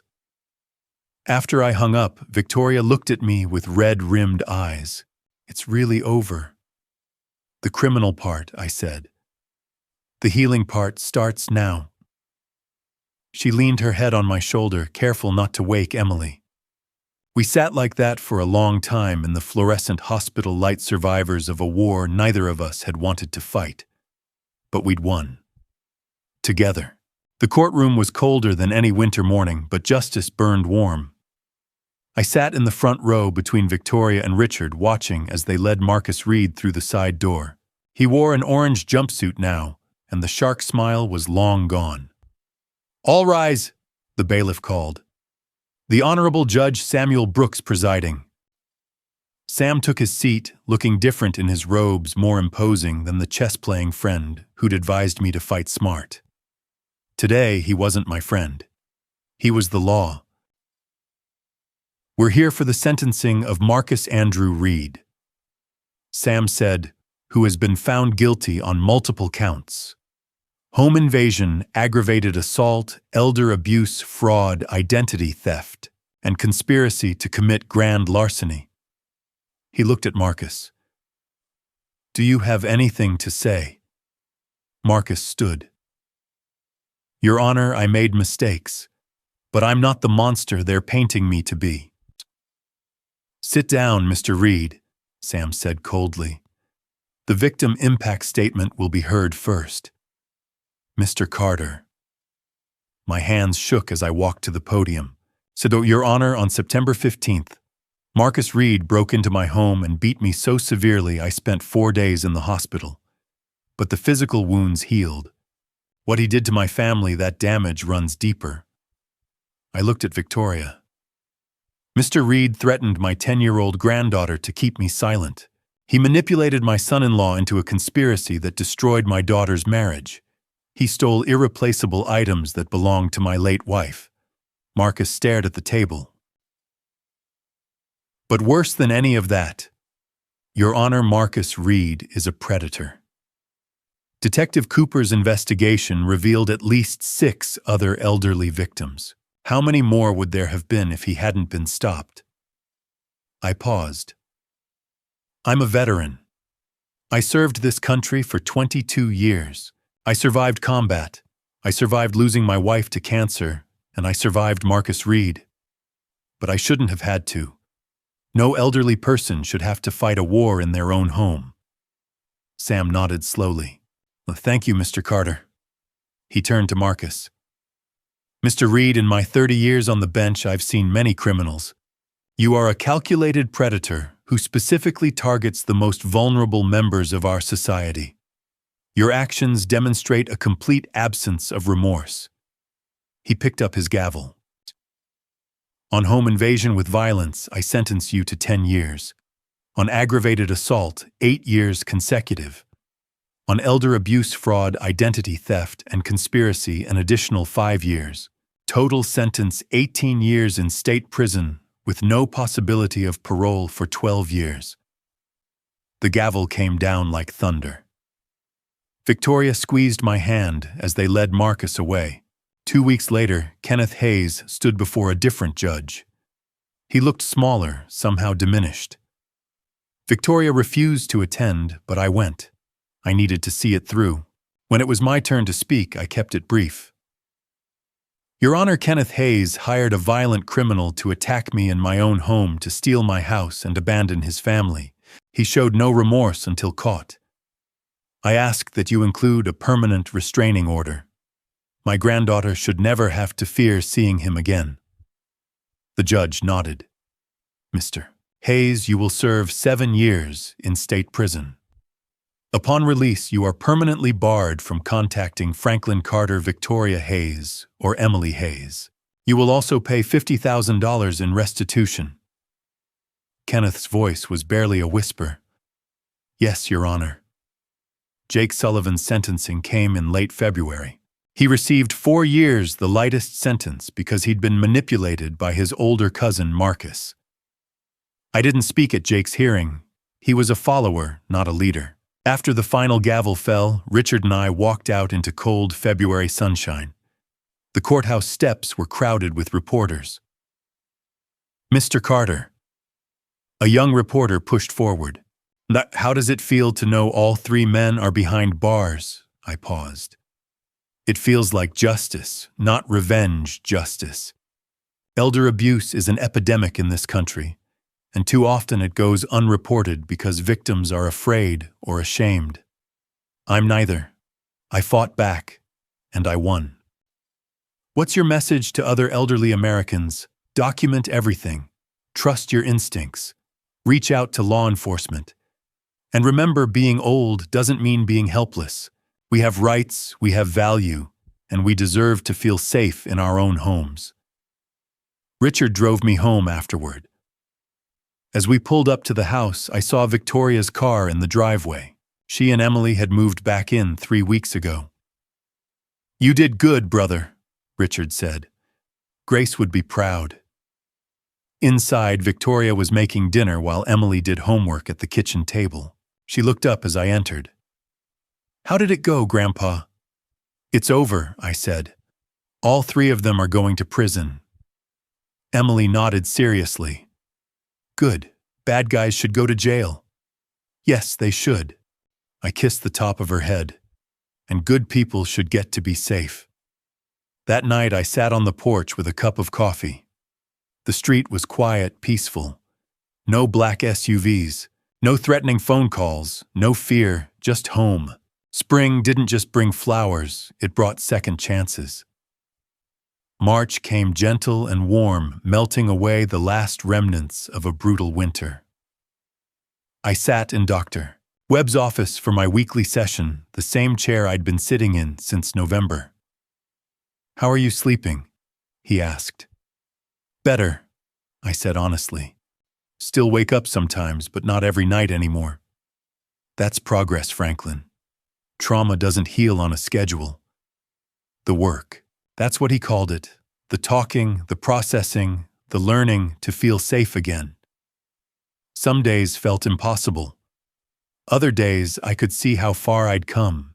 Victoria started therapy too, processing the betrayal and guilt. By March, she'd found a job as an accountant at a small firm downtown. I watched her leave for work each morning in a business suit, shoulders straight, chin up. I'm not going to be dependent on anyone ever again, she'd told me. Not financially, not emotionally. Good, I'd said. Grace would be proud.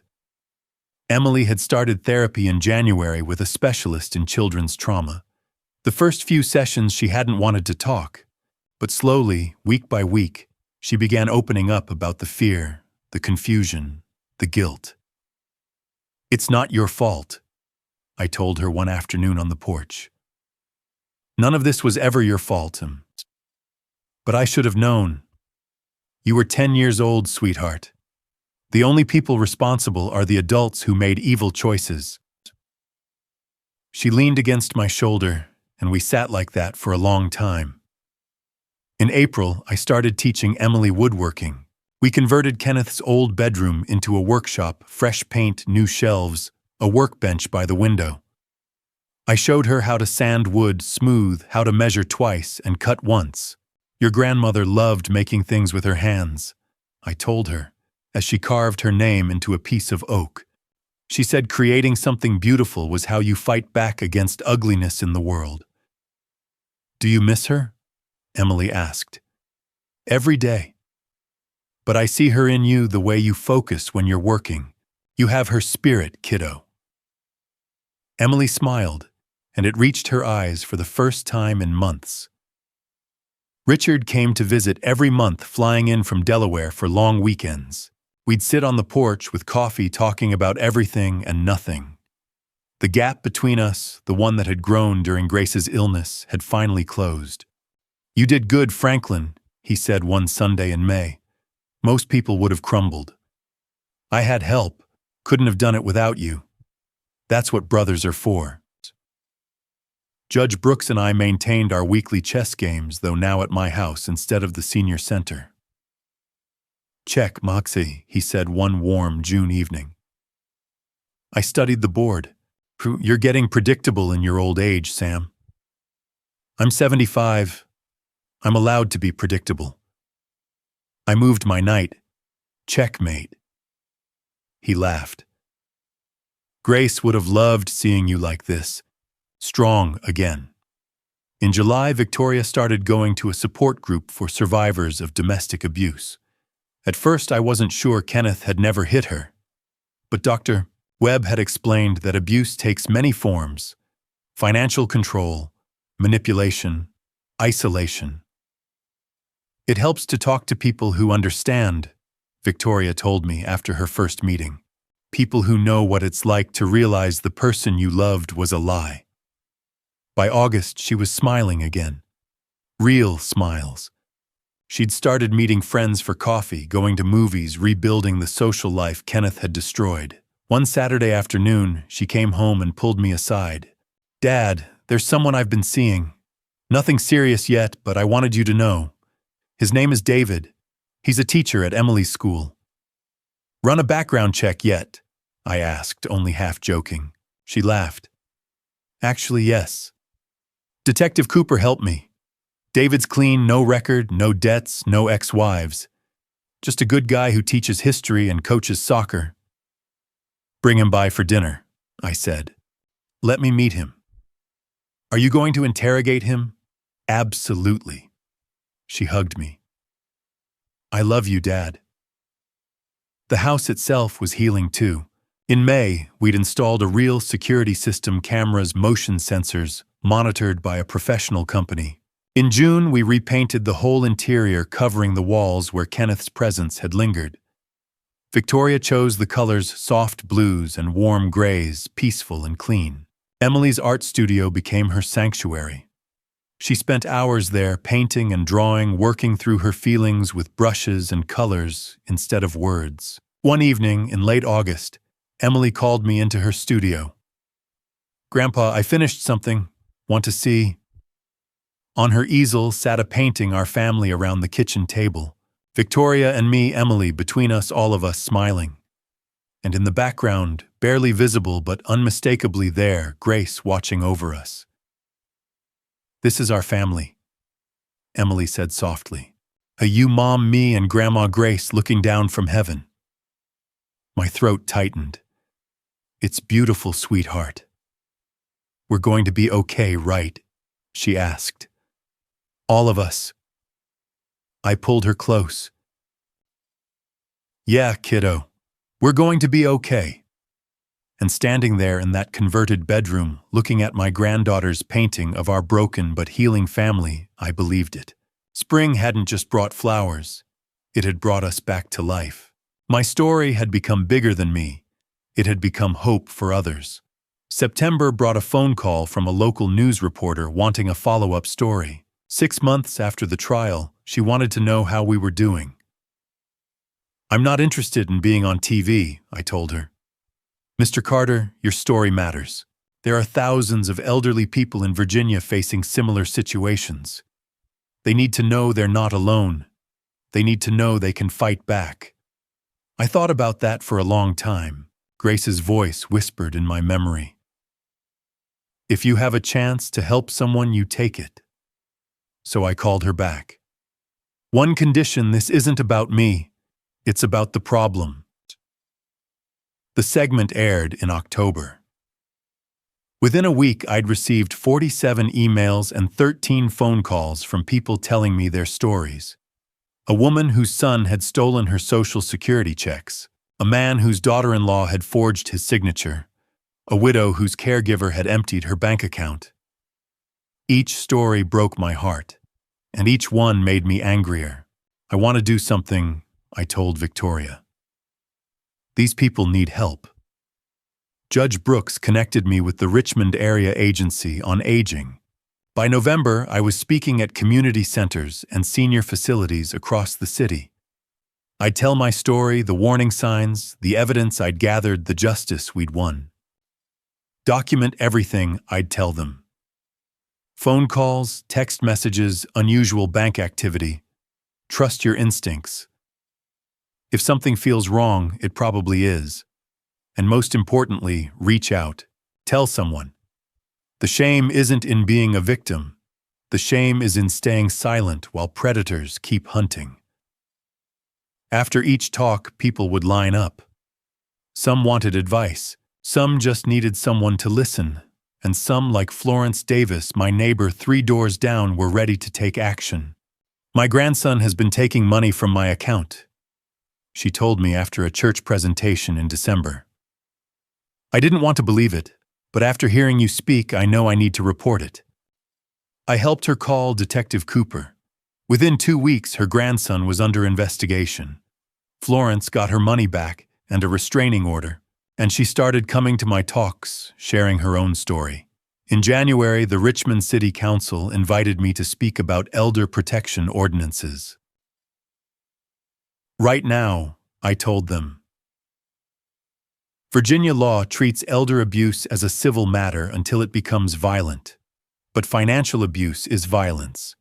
It destroys lives, leaves people homeless and helpless. We need stronger laws, better training for law enforcement, and resources for victims who can't afford lawyers. The council passed 3 new ordinances that month: mandatory reporting for financial institutions, enhanced penalties for exploitation, and funding for victim assistance. But speaking at meetings wasn't enough. Real change required resources, legal help, temporary housing, financial assistance. We should start a foundation, Victoria said one Sunday morning, in Mom's name, the Grace Carter Foundation.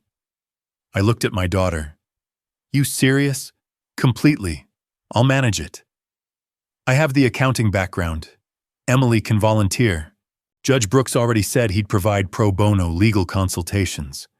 We use the restitution money from Kenneth as seed funding. Your mother would love that, I said quietly. By February, the Grace Carter Foundation was official. We operated out of Victoria's dining room, just a phone line, a website, and a commitment to help. Our mission was simple: provide free legal assistance and emergency housing support to elderly victims of financial abuse. The first person we helped was a 73-year-old woman whose nephew had stolen $80,000 from her retirement account. We connected her with a lawyer, helped her file charges, and paid for a security deposit on a new apartment. The second was an 80-year-old man whose caregiver had been writing checks to herself. We got him a new caregiver, helped him change his banking access, and supported him through court. By the end of our first year, we'd assisted 47 victims, 47 people who might have stayed silent, stayed trapped if they hadn't heard that fighting back was possible.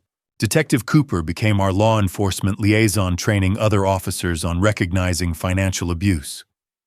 Richard helped us expand into Delaware. The Thompsons organized a neighborhood watch program focused on elderly residents.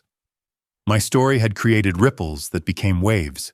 One afternoon, in late January 2026, I received a letter forwarded through the foundation. Dear Mr. Carter, I saw you speak at the senior center last month. I've been living with my daughter for 3 years. She controls all my money, won't let me see my friends, tells me I'm too old to make decisions. I thought I was crazy. After hearing your story, I called the number you gave us. The foundation helped me find a lawyer and a safe place to live. Tomorrow, I'm moving into my own apartment. I'm 78 years old, and I'm getting my life back. Your story saved my life. Thank you. I read that letter 3 times, tears streaming down my face. Then I showed it to Victoria and Emily. This is why we do it, Victoria said softly. This is why we keep fighting, Emily added. I folded the letter carefully and put it in my desk drawer with Grace's jewelry box. One woman's gratitude, one life saved, one victory in a war that would never truly end. But it was enough. It was more than enough. Spring came early to Richmond that year, melting away the last traces of a brutal winter. February 15th, 2026. Exactly 2 years since the day that changed everything. But today wasn't about remembering darkness. It was about celebrating light. Happy birthday, Dad. Victoria hung the last streamer across the living room. 70 years young. Feels more like 90, I said, but I was smiling. The house filled with people by noon. Judge Brooks arrived first, carrying his chess set and a bottle of bourbon. Richard flew in from Delaware with his wife. Detective Cooper came with his family. Dr. Webb, Reverend Foster, Florence Davis, the Thompsons, all the people who'd stood by us through the worst and celebrated with us through the healing. And new faces, too. Foundation volunteers, people we'd helped, survivors who'd found their voices because someone had shown them it was possible to fight back. Emily flitted through the crowd like a butterfly, 12 years old now, and so much like Grace it made my heart ache. She'd set up an art display in her studio paintings she'd created over the past 2 years. Bright colors, bold strokes, images of hope and family and resilience. Grandpa. She grabbed my hand. Come see the piece I made for you. She led me to her easel. The painting showed our porch at sunset, me in my rocking chair, Victoria beside me, Emily at our feet. And in the sky above us, painted in soft golden light, Grace's face smiled down. It's called Guardian Angel, Emily said softly. Because Grandma's always watching over us, right? My throat tightened. Yeah, kiddo, she always is. Victoria appeared beside us, and I barely recognized the woman she'd become. Confident, independent, strong. She worked as a senior accountant, now managed the foundation's finances, and somehow still found time to volunteer at Emily's school. And she was dating again. Tom, a kind man who taught at the community college and treated her like she deserved. I'd interrogated him thoroughly over dinner last month. Cooper had even run a background check at my request. Clean record, steady job, good heart. He's a keeper, I'd told Victoria afterward. I know, she'd said, smiling. But I'm taking my time. I'm in no rush. Now she raised her glass. Can I have everyone's attention? The room quieted. 2 years ago, my father survived something that would have destroyed most people. He was attacked in his own home by criminals who saw him as weak, as vulnerable, as an easy target. Her voice grew stronger. They were wrong. My father is the strongest, bravest man I know. He didn't just survive, he fought back. He gathered evidence, he trusted the law, and he made sure justice was served. People nodded, murmuring agreement. But he didn't stop there. He took his pain and turned it into purpose. The Grace Carter Foundation has helped 47 victims in its first year. 47 people who might have stayed trapped if Dad hadn't shown them the way out. She looked at me, tears in her eyes. To my father, my hero. Happy birthday, Dad. Everyone raised their glasses. To Franklin. I stood emotional but steady. Thank you all for being here, for supporting us, for believing that one person's story can make a difference. I looked around the room. 2 years ago, I thought I'd lost everything. My safety, my dignity, my faith in people. But I was wrong. What I lost was fear, and what I gained. I gestured to the crowd, to Victoria and Emily, to the foundation volunteers. Was everything that matters. Judge Brooks approached as people returned to conversations. The mayor wants to give you the Community Service Award next month. I told him you'd accept. Sam. No arguments. You've earned it, Franklin. Grace would want you to accept it with pride. That evening, after the guests had left and Emily was asleep, I drove to Hollywood Cemetery. Grace's grave sat beneath an oak tree, the headstone simple but elegant. I'd had them add a line beneath her name, beloved wife, mother, and grandmother. Her legacy lives on. "Hey, beautiful," I said, sitting on the bench beside her grave. "We made it. 2 years. The kids are good, better than good. Victoria's strong again. Emily's thriving. The foundation's helping people just like you would have done." A breeze rustled the oak leaves. Kenneth got 7 years. Marcus got 18. Jake got 4.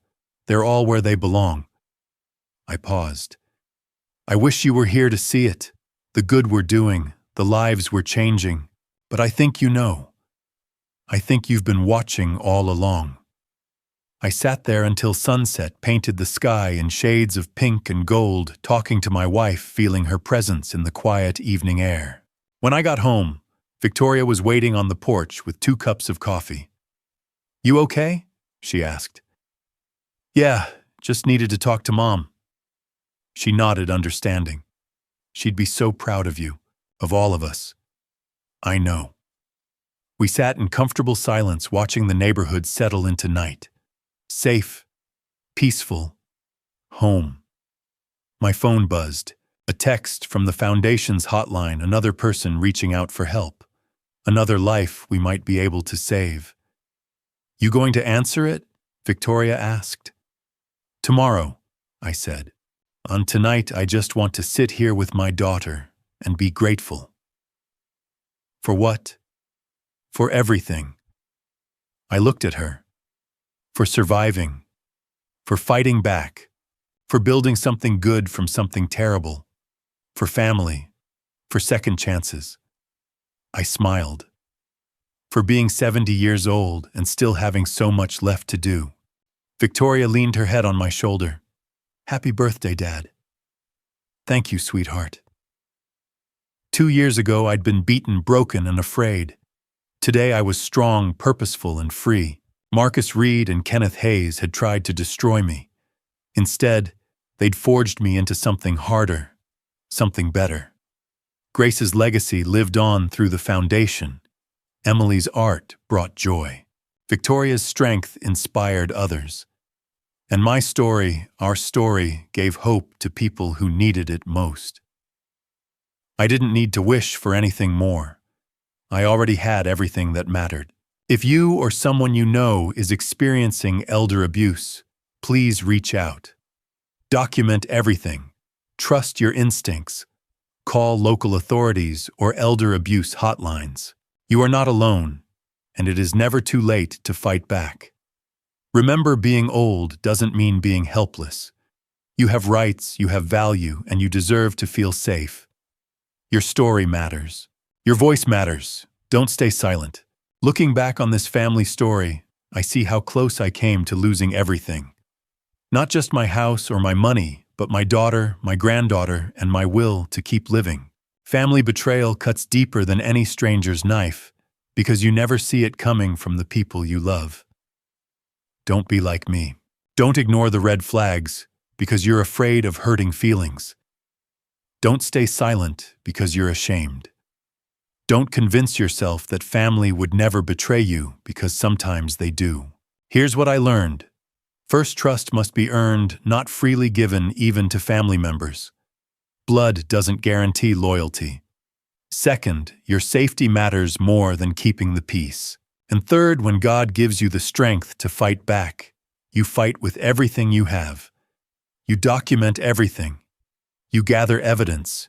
You build your case carefully. The Lord didn't bring me through that brutal attack just so I could stay a victim. He gave me purpose. I prayed every night in that hospital bed asking why this happened. Slowly, I understood God needed me to survive, so others could see survival was possible. He needed my family story to become a beacon of hope. Every time someone hears this family story and finds courage to speak up, to report abuse, to fight back, that's God working through our pain. The family betrayal I experienced taught me that blood doesn't guarantee loyalty. But real family, the kind you build through trust and sacrifice, is stronger than any biological bond. Grace used to say, "God doesn't waste our suffering." She was right. This family story became testimony. Our pain became someone else's hope. I appreciate you staying until the very end. Please comment too below so I know you watched the whole journey. A brief note: some details in this account have been dramatized to raise awareness and provide learning value. If this style of presentation doesn't work for you, I completely respect that there's plenty of other content out there that might suit your preferences better. If this story touched your heart, comment below what part resonated most. Subscribe to this channel for more stories that matter. Share this video with someone who needs to hear they're not alone. And if you see signs of elder abuse anywhere, speak up. Be the voice someone desperately needs. Because family betrayal doesn't define us, how we rise after it does. God bless you all.